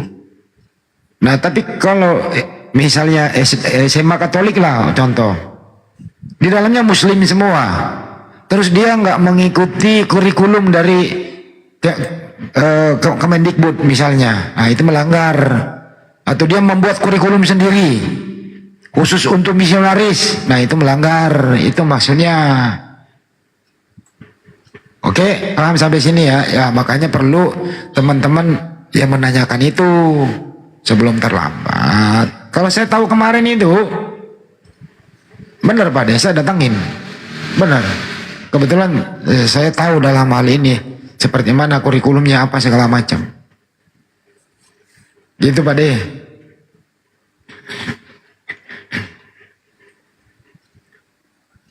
Oke. Oke. Woi. Gitu kira-kira. Sebelah mana sih Pak De itu? Lampu merah. Lampu merah maju sedikit. Oh itu. Sebelum belok lampu merah yang ke arah Ngawi itu kan, itu maju sekitar 100 meter lah. Nah itu di situ. Itu kan ngumpul sekolahan di situ tuh. SD negeri, terus SMP SMA Katolik, terus SMP negeri, terus SMP Rimba Taruna. Itu ngumpul satu deret itu. Ada berapa sekolah itu? Sebelum pasar material itu Pak De. Iya sebelum, kalau dari apa sebelum lah. Pokoknya sebelum lampu merah kalau dari arah Tepung. Iya paham. Oh iya Badareta memang kadang macet situ, banyak anak sekolah keluar ya. Ya betul, itu dia. Itu ngumpul di situ. Dulu saya sekolah kan di situ, SMP-nya, SMP Rimba Taruna itu. di Randu Belatung. Tinggal nunggu instruksi dari guru-guru kita ini, saya di Jateng. Jadi survei aja dulu bang. Bang Samudra itu nggak bisa ditindak itu ya, karena memang antara suka sama suka sih. Gimana cara menindaknya? Enggak, bukan kayak gitu Pak De. Kalau dia sesuai dengan prosedur, ya nggak ada masalah. Ya namanya juga SMA Katolik misalnya. Ya udah tahu SMA Katolik ngapain lu masuk. Tapi ingat, jangan sampai kurikulumnya itu ya tidak dijalankan sebagaimana kurikulum dari Kemendikbud. Jangan sampai kebanyakan Katoliknya yang diajarin. Ya sekarang gini loh Bang Andi. Misalnya ada anak Kristen masuk pondok pesantren. Ya tentu pondok pesantren akan mengajarkan keislaman dong kepada orang Kristen itu. Sama juga itu, dia itu Katolik. Orang masuk situ ya harus ikut aturan Katolik. Yang salah ya yang sekolah itu. Bedakan pesantren Pak De sama sekolah itu. Kalau pesantren kan jelas, kurikulumnya jelas. Ada kurikulum intern. Ya di bawah naungan Kementerian Agama. Ya kalau sekolah umum itu di bawah naungan Kementerian Pendidikan dan Kebudayaan. Gitu. Nah ini kalau udah bersifat umum Katolik terus isinya udah kayak seperti misalnya pesantren, kurikulum umumnya dihilangin semua. Dalamnya misionaris, nah ini berbahaya, harus kita cek gitu loh. Kagak apa-apa ditanyain, gak ada masalah itu. Biasa-biasa aja kok. Kalau yang di Jawa situ kemarin sempat kita 2 hari Bang, kita sidik itu memang kurikulum nasional itu sudah seperti di pesantren di Protestan itu Bang. Di 10% itu memang pendidikan Kristen. Memang wajar mengikuti itu. Teman-teman, lo bilang gue kurang main ya. Di Jepara aku nginep berapa hari lo ya, bolak-balik aku Jepara itu. Ngurus itu ada beberapa gereja mau dibangun. Begitu itu Bang, toko bangunan itu Iya, jadi toko bangunan. Nah, kalian bilang Bang Andi kurang jauh. Daerah mana aja sih di Indonesia aku nggak pernah ke sana. Ini biaya sendiri loh.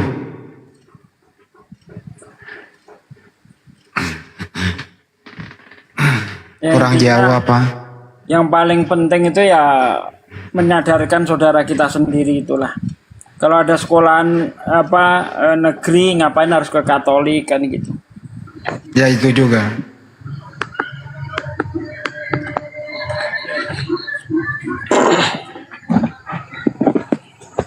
Pak De, aku setengah enam mau jalan Pak De, ada undangan buka puasa. Enak dong. Istiqlal. Wih, keren. Aku ganti baju dulu. Iya, Rofi. Anda dari Muslim atau Kristen?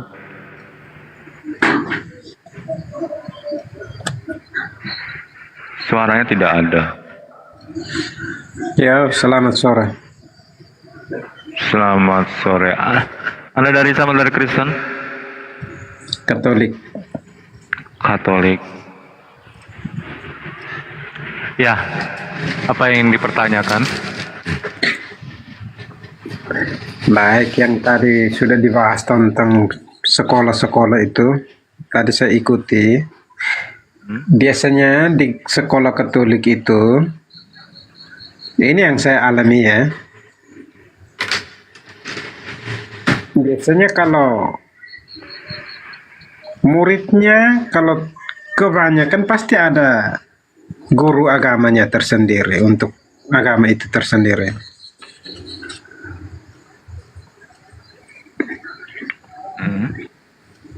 Tetapi kalau 1-2 orang saja pasti saja disesuaikan saja. Bapak ini nggak dengar tadi menurut informasi di Jawa Tengah ada sekolah Katolik atau Kristen Protestan, muridnya hampir 80% Muslim. Ya, itu pasti ada guru agamanya tersendiri kan. Kan kalau nggak ada Pak Roy. itu pasti sesuai dengan yang ada Guru di agama Islam nggak ada.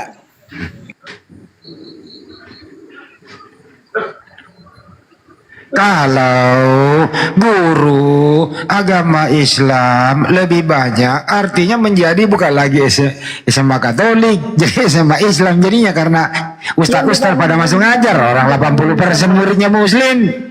yang dibangun Gimana sih lu? Gimana mau dirubah menjadi Islam? Apa Pak? Sekolah-sekolah Katolik bagaimana mau dijadikan Islam? Ya muridnya lah 90% Muslim gimana? Ya itu kan diapain? Ya. Nah, saya pengen buka cakrawala berpikir Anda, dengerin. Pada dengerin. Pelajaran agama. Dengerin dulu. Disahkan. Dengerin. Apa solusi Bapak? Kalau Bapak pengelola SMA Katolik, ya muridnya 90% Muslim, apa solusi Bapak? Kan kurikulumnya sama. Kalau dia di sekolah itu kan kurikulumnya sama, hanya saat yang dibedakan itu jam pelajaran agama. Itu saja. Ini bukan solusi Pak. Ini bukan solusi Bapak apa? Yang dibedakan itu hanya saat jam pelajaran agama. Agama berarti yang Islam dengan Islam, Katolik dengan guru Katolik. Itu bukan solusi Pak. Saya minta solusinya apa? Solusi Pak. Solusinya itu anak-anak Islam keluar dari situ tuh kalau mau.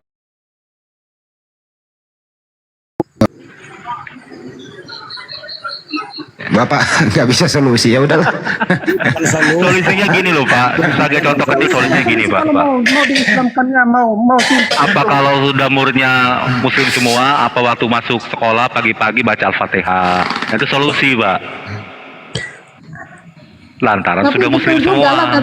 Tapi betul juga kata Pak Rofi, solusinya anak-anak jangan sekolah di situ, udah tahu itu punya Katolik. Tapi kan gedungnya udah dibangun di situ, gedungnya udah dibangun. Iya, begini loh Tedore, maksudnya gini, kan itu udah tahu tuh yang punya Kristen Katolik. Udah perempuan diam. Kalau Bapak mengatakan jangan sekolah di situ, itu namanya bukan solusi Pak. Itu namanya Bapak naik nggak berpendapat. Bukan itu yang saya maksud. Salah itu siapa? Kan yang sekolah di situ tidak mau. Nggak usah nyari begitu. Ini kita studi kasus, Bapak. Kita ini studi kasus. Kamu nggak ngerti ya? Ini studi kasus. Kalau ada demikian, apa yang Bapak lakukan sebagai orang Katolik? Solusinya apa? Solusinya itu belajar seperti biasa, kecuali saat pelajaran agama ya silahkan belajar sesuai dengan agamamu. Jadi diserahin ke murid, silakan belajar sesuai agamamu. Pak Guru cuek aja gitu. Ada guru agamanya kok. Caranya memanggil guru agama itu melalui instansi mana? Kan pasti ada. Kalau memang itu 90% itu berarti ada guru agamanya. Cara Anda mendatangkan guru agama Islam ke sekolah gitu melalui pendekatan kemana, instansi mana? Pak, bingung. Instansi itu kan sudah kerjasama dengan. Udah lapor kelurahan aja udah situ. Saya RT RW. Gak ngerti kan solusinya Pak? Solusinya ada yang tidak ada itu kamu yang mempermasalahkan itu. Ini ada studi kasus gini loh Pak. Jadi Bapak kalau nggak punya ilmu nggak usah naik. Gitu loh. Jadi pihak sekolah biasanya ya, Bapak diam dulu. Sama semua pelajaran itu. Kenapa ya Kristen ya? Biasanya. Apapun yang kita omongin Kristen gak ada yang nyambung gitu loh. Kenapa ya? Pak Rofi, Ane kasih tahu ya, bener di lapangan, jangan ngeyel ya Pak ya, anak yang di lapangan. 90% muridnya Muslim, nggak ada yang namanya guru agama Islam. Yang ada setiap pagi harus berdoa sesuai Kristen, paham Pak? sesuai agama berdoa sesuai agama Kristen, tetapi sebelum itu berdoa sesuai dengan agamamu masing-masing. Pak, kan tadi udah saya bilang, saya sendiri yang di lapangan, tahu sendiri lokasinya. Ya, tapi kan berdoa itu, saat berdoa itu makanya paham yang pertama itu sebelum orang mengatakan Udah nggak usah bahas itu, gini aja deh. Kalau Katolik itu berdoa kepada siapa udah? Ke teologi saja. Pusing gua. Sesuai dengan agamamu masing-masing itu. Iya, kalau Katolik di awalnya itu kan sudah. Iya, udah. Kalau Katolik berdoa kepada siapa? Sesuai dengan ini agak orang Islam. Iya, panjang banget. Kalau Katolik itu, Pak.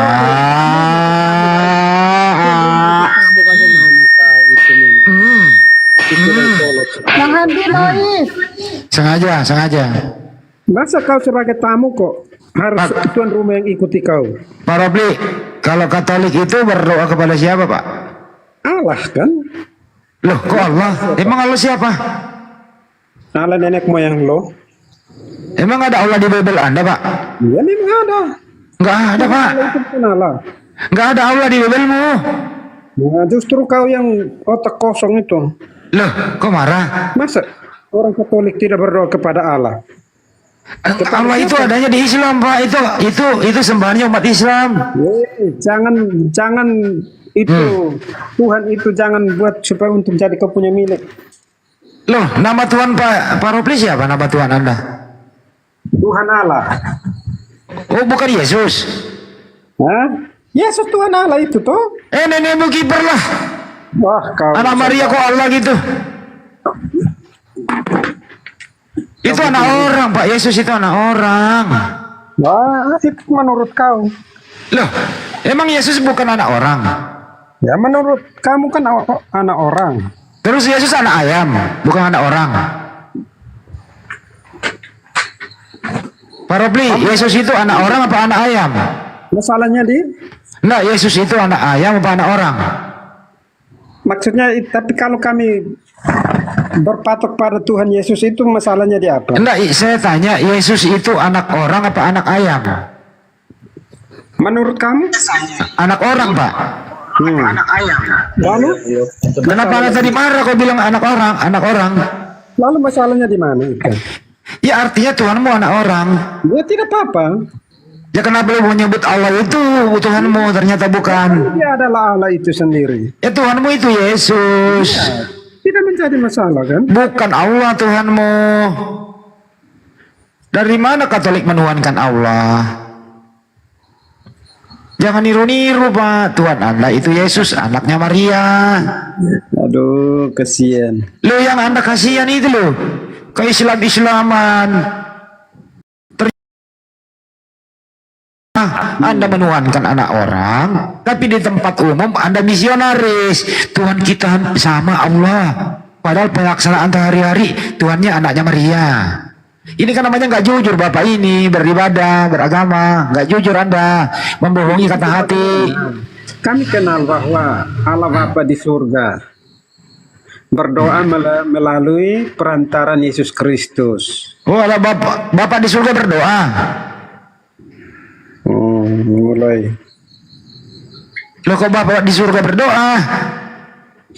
Berdoa, kami selalu berdoa. Kepada Allah Bapa melalui perantaraan Yesus Kristus. Mau jadi Yesus menyampaikan doa Anda ke Bapak? Ya. Yang mengabulkan doa siapa? Itu kan urusan di atas sana. Itu kan kita tidak sampai di situ. Kalau memang itu ya pergi ke sana supaya sampaikan. Yesus waktu berdoa ke Bapaknya, doanya diterima nggak? Itu kan urusan Allah, bukan urusan saya. Diterima, Pak. Kok urusan mau? Diterima doanya kok. Itu kan kau bukan Allah yang sehingga kau tahu itu. Tertulis di Bible, Pak. Oh, Yesus waktu berdoa kepada Bapaknya selalu diterima doanya karena dia orang soleh. Datanya ada di Ibrani 5 nomor 7. Kalau Allah sudah terima, apa masalahnya? Bukan Allah yang terima doanya Yesus, tapi Bapaknya nggak ada Allah di situ. Bapaknya terima, lalu masalahnya dia apa? Ya baguslah supaya Yesus ini memang bukan Tuhan karena dia berdoa. sekarang ini kan kita mengimani. Kalau tidak percaya kan tidak menjadi masalah. Tidak Artinya waktu dia berdoa dia bukan Tuhan. Kami berdoa, kami percaya, kami yakin sesuai dengan apa yang diajarkan oleh Yesus. Apa yang diajarkan, Pak? Cara berdoa, cara berdoa kepada siapa? Sesama. Ya berdoa kepada siapa? Kepada Tuhan Allah. Bukan kepada Yesus. Siapa yang berdoa kepada Yesus untuk menyampaikan doa-doa kita kepada Allah Bapa di surga. Terus Tuhan Anda siapa? Ya pertanyaan bolak-balik itu bagaimana kau itu? Enggak, Anda Tuhannya siapa sih, Bapak atau Yesus? Ya, Andi. Kami yakin bahwa itu Tuhan Andi, itu otaknya kosong, dia tuh maunya putar-putar sejak cerita itu pertanyaannya itu adalah manusia tetapi enggak, Tuhan Anda siapa sih, Bang? Tuhan Anda itu Bapak atau Yesus sih? Kok Tuhannya banyak banget? Ribet gitu loh. Yesus itu adalah Bapa itu sendiri. Oh, Yesus adalah Bapak juga. Ya. Dari mana ceritanya Yesus adalah Bapak? Yesus berdoa kepada Bapak. Itu kan sudah ada tertulis. Kalau Yesus itu adalah Bapak, kenapa dia berdoa ke Bapak? Karena dia di sini sebagai manusia. Lah jadi Bapak ikut jadi manusia? Iya. Jadi Bapak yang mati disalib. Dan memberikan contoh kepada kita bagaimana cara berdoa kepada Allah yang benar itu seperti ini. Jadi Bapak yang mati disalib. Siapa? Yang disalib siapa? Silahkan kalau kau mau anggapan seperti itu ya silahkan, kan tidak jadi masalah. ya dia anggapan dia seperti itu kan dia nggak percaya.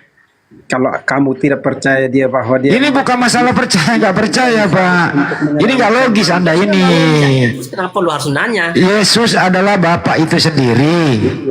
Oke. Yesus adalah Bapak itu sendiri. Anda Wanes nih. Anda Wanes kan? Anda bukan Katolik. Anda Wanes ini. Yesus only. Kalau Bapak adalah Yesus itu sendiri, gitu ya. Nah, anaknya Maria siapa, Pak? Yesus. Bukan Bapak. Katanya Yesus adalah Bapak juga. Karena dia datang sebagai anak. Katanya Yesus adalah Bapak juga. Artinya anaknya Maria Bapak juga gitu. Berpikir itu sampai sana. Jangan berpikir hanya sebatas kau punya pengetahuan itu. Nah ini memang Yesus pernah ada di muka bumi, Pak. Iya, Yesus pernah menjadi manusia. Nah, waktu dia jadi manusia dia Bapak juga. Ya, mengerti tidak? Ketika dia menjadi manusia, dia adalah manusia seutuhnya. Bukan Bapak dia. Bukan Bapak dia. Manusia seutuhnya, berperan sebagai manusia seutuhnya. Waktu dia manusia dia Tuhan nggak, Pak? Dia Tuhan nggak waktu dia manusia? Bahwa dia adalah dia Tuhan. Waktu dia manusia dia Tuhan nggak? Terserah apa yang kamu anggap ya itu. Oh, saya tanya kok terserah jawabannya. Waktu dia manusia dia Tuhan nggak? Apakah dia, karena dia tidak pernah mengatakan bahwa dia adalah Tuhan. Karena berarti bukan Tuhan dia. Jadi waktu dia manusia dia bukan Tuhan. Karena dia berperan sebagai manusia seutuhnya. Berarti dia bukan Tuhan. Kan dia berperan sebagai manusia. Berarti Yesus bukan Tuhan kalau gitu. Ya tidak jadi masalah kan? Ya udah, kenapa dituhankan? Wah, urusan orang, kenapa kau yang salah? Kena dia mulai nangis dia. Nggak bisa jawab. Yang penting imani Tuhani saja, oke? Ya, sahur. Saya pasti saja diselamatkan. Makanya Pak jangan beriman buta, Pak. Kasihan Anda ini. Diselamatkan. Kita kembali ke pembelajaran tentang sekolah tadi. Itu anak orang, Pak. Tidak jadi masalah. Anak orang tidak jadi masalah. Makanya anak orang jangan dituhankan, Pak. Tidak jadi masalah. Ya memang nggak ada bermasalah, Pak. Iya, nah, masalahnya kan di situ yang. Loh, kok saya yang bermasalah, Bapak yang nggak bisa jawab? Masalah karena kamu tidak terima. Jadi ini bukan masalah terima dan terima, Pak. Ini diskusi. Ya, kamu tidak terima sehingga kamu tidak percaya. Kalau kami kan. Jadi Bapak percaya menuhankan anak orang? Terima, kami yakin. Gue balikin lagi nih. Percaya bahwa melalui nama Yesus kami akan diselamatkan. Jadi Bapak nyaman menuhankan anak, Pak Ropi. Jadi Bapak nyaman menuhankan anak orang? Tidak menjadi masalah itu. Oh, nyaman. Ya ngomong dong dari tadi Anda nyaman gitu. Kami akan diselamatkan, kami ditolong. Yang menyelamatkan siapa? Yesus saja diselamatin kok. Siapa yang diselamatin? Yesus. Yesus itu menyerahkan nyawanya karena dia begitu cinta kepada kita manusia. Dengan cara terkutuk? Tidak cara terkutuk. Deh, yang terkutuk di tiang salib siapa?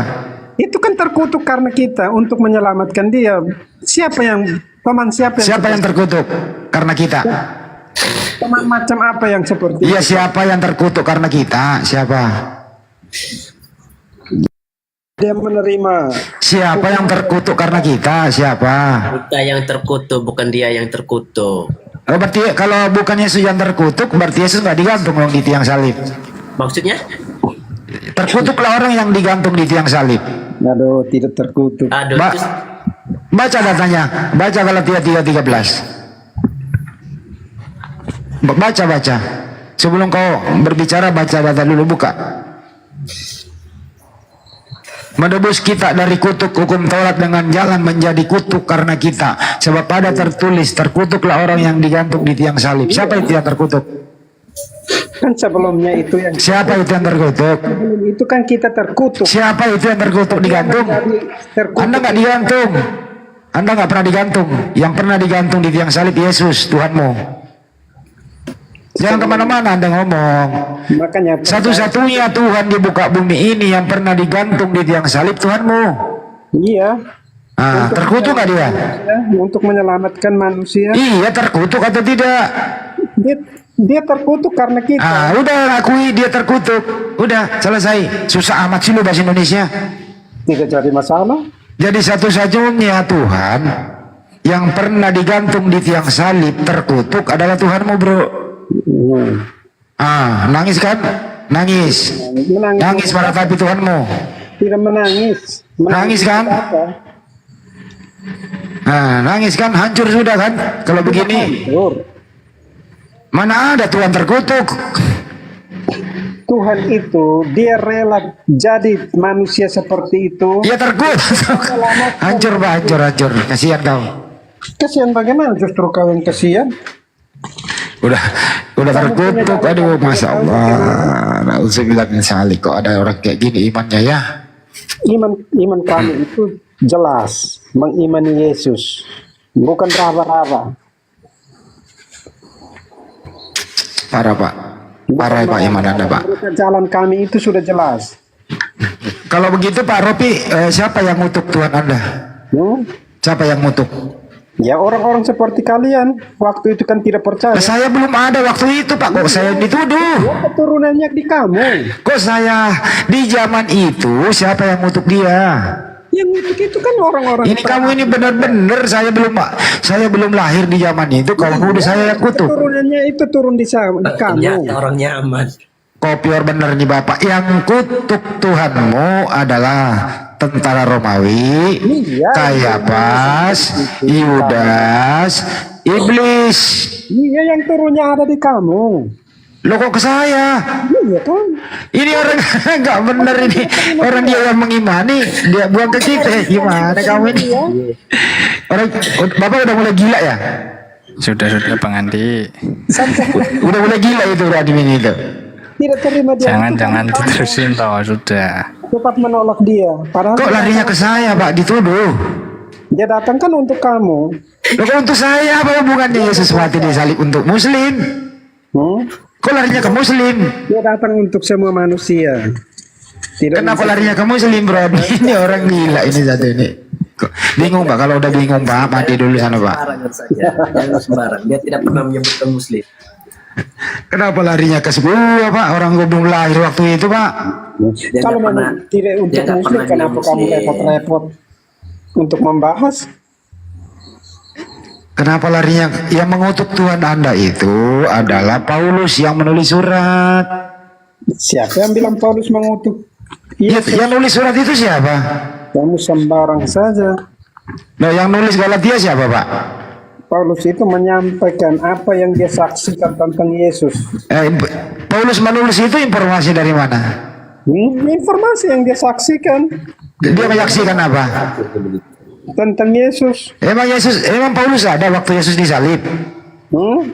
Emang Paulus ada waktu Yesus disalib? Tanya sendiri. Katanya menyaksikan. Ini Bapak ini gimana sih? Kadang ngomong tapi nggak apa ya, ngomong kemakan sendiri gitu loh. Paulus menyaksikan. Ternyata dia nggak ada di situ. Bapak sakit ya?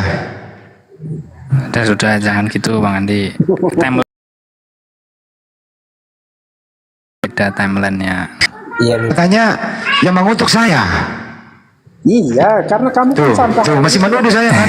Yang mengutuk Yesus Yang saya. mengutuk tulisan kan ada tertulis ya, tulisan saja yang mengutuk. Ada tertulis, terkutuklah orang yang tergantung di kayu salib lah. Berarti yang mengutuk tulisan. Yang mengutuk tulisan. Iya, biar adil lah, Oke. jangan tuduh-tuduhan. Iya, yang mengutuk tulisan, yang menulis siapa? Nah, kalau pesannya di copy sama Paulus kan begitu. Nah itu Paulus yang menulis. Jangan nuduh saya Pak. Paulus mengcopy. Jangan atau Paulus dong lu cari orangnya. Kenapa mengutuk Yesus? Jangan gua. Enak aja lu. Cari Paulus sono. ya jangan menangis tuh Papa. Cari Paulus ya Pak. Jangan gua. Orang aja lu nuduh gua. Paulus yang nulis. Gua yang dituduh. Gak benar nih Pak Roblit nih. Santai satu bro. Udah Pak.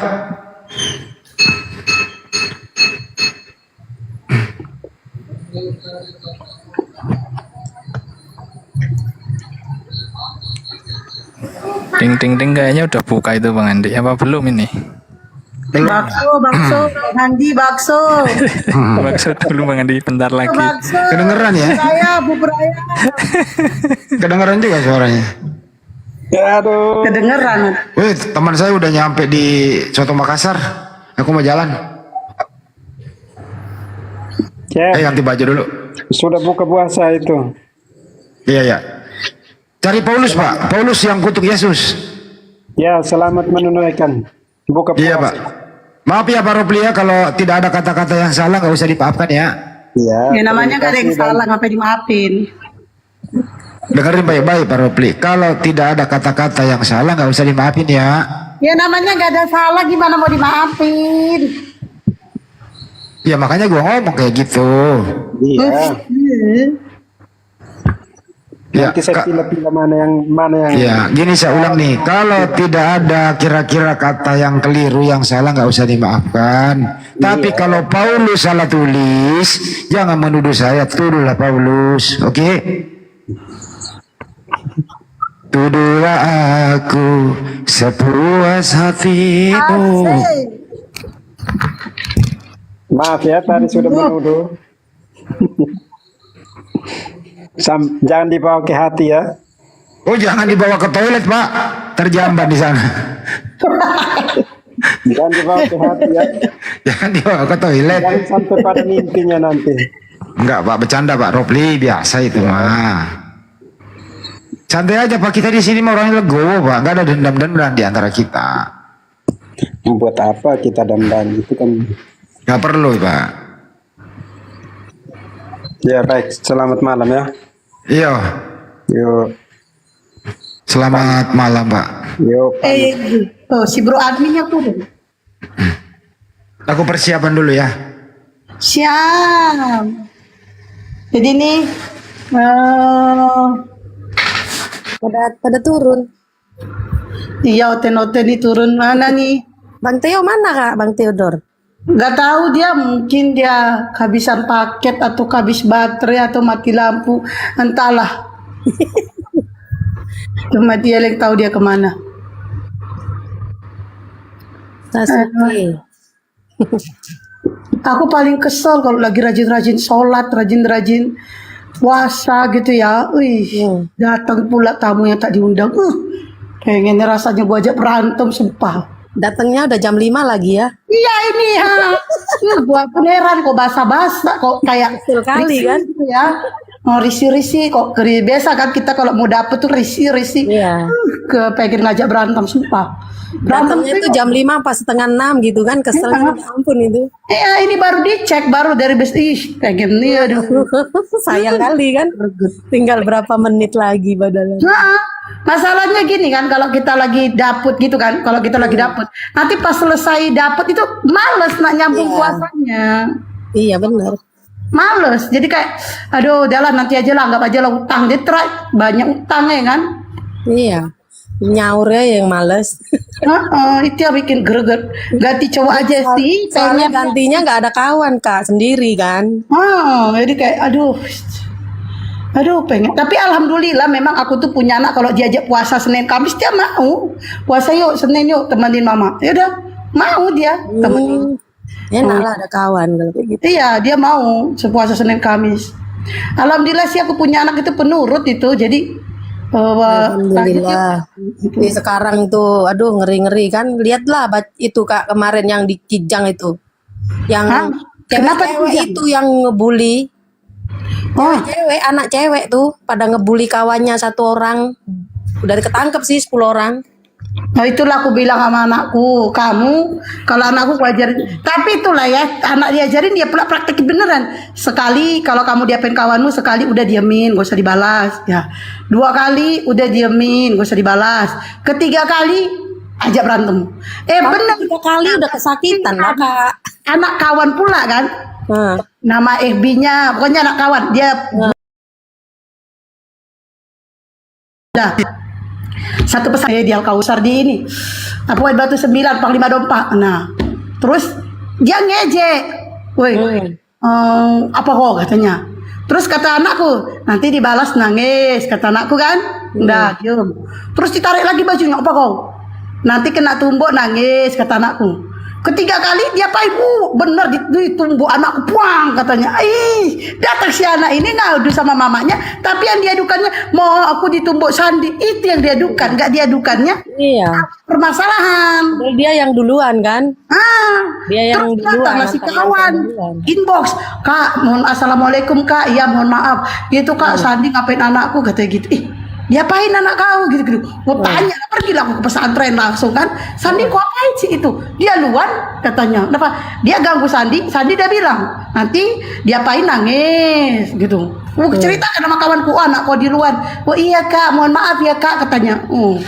Akhirnya kan. Makanya ditanya dulu anaknya ya kan.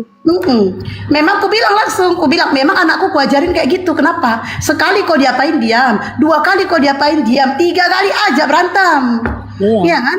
Aku pun ngajarin gitu. Kalau nggak nyentuh kulit hanya cuman apa olo-oloan biarin. Tapi kalau sampai nyentuh kulit hajar aku gituin. jangan diam aja kalau udah nyentuh kulit sakit kita. Iya. Aja aku bilang. Kalau cuma diolok-olok udah anggap aja lah keluar kuping kanan masuk kuping kiri biarin. Iya.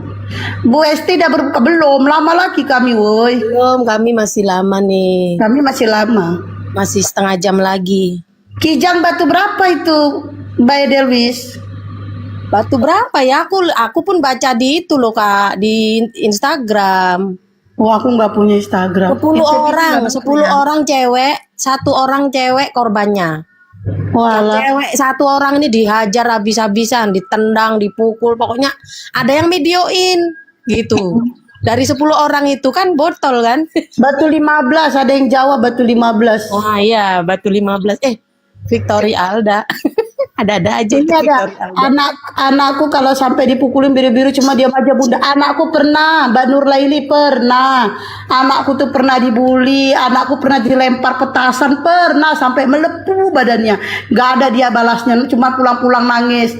Nah, aku yang ini, anakku pernah dikencingi sendalnya, pernah diludahi kepalanya, pernah, anakku pernah. Udah anakku lagi sholat ditarik bajunya sampai sobek, pernah udah datangin, tapi aku nggak mau ngapain anaknya, mamanya itu aku datangin satu-satu, akhirnya bapaknya mukulin anaknya. Iya, aku tahu gitu kemarin. Terus sendal anakku bawa dicari nama orang itu, sendal anakku dibuang kan, dikencingi, cuci, nggak mau tahu aku. Kami di masjid itu tuh Kak, yang Kak Esti lewat kan ada masjid Nurul Iman itu kan. Nah, anakku kemarin dibully di situ. Dibully di situ, jadi aku nggak ini ya, nggak lama, aku cari anaknya, dapet, mana rumahmu, aku bilang, mana bapakmu, mana orang tua mau gituin, jangan tante, jangan diaduin, nggak, pokoknya ini harus diaduin karena anakku kan luka, orang dia lagi sholat Kak, dihajar Kak, ditendang, jadi adiknya tuh ganggu kan, sama anakku didiemin aja, terusan adiknya yang itu. Padahal adiknya yang gangguin. Jadi anakku, kenapa kau? Katanya adiknya tuh cengeng gitu loh. Padahal gak diapa-apain. Lah anakku dihajar sama abangnya. Dilempar petasan anakku tuh pernah. Iya, makanya anak-anak itu ya gak tahu ya, anak-anak sekarang itu kok kayak gitu ya. apa ya, kayak nggak takut gitu loh. Tapi sekarang anakku jadi preman. Aku sekarang ditakutin karena aku bilang jangan pulang bawa nangis. Jangan pulang, aku nggak suka pulang kok bawa nangis. Wah, akhirnya siapa yang apa? Wah, dihantam sama dia. Nah itu. Jadi sekarang anakku ditakutin orang. Iya, ngeri sekarang. Ini yang ketangkep itu cewek-cewek loh, Kak. Iya. Kalau cowok oke lah ya, wajar lah, kelahi-kelahi biasa lah kalau cowok, anak cowok. Iya. Ini cewek loh. Ngebully anak orang. Sampai 10 orang tuh udah masuk penjara tuh. Astagfirullah. Iya. Walau Ditangkap, udah ketangkap 10 orang. Kemarin kan di Batam. Batu 15 Kijang. Arah Kijang. Kijang. Ini loh kemarin beritanya. Ya aku nggak tahu loh. Berarti sebelum Korindo ya?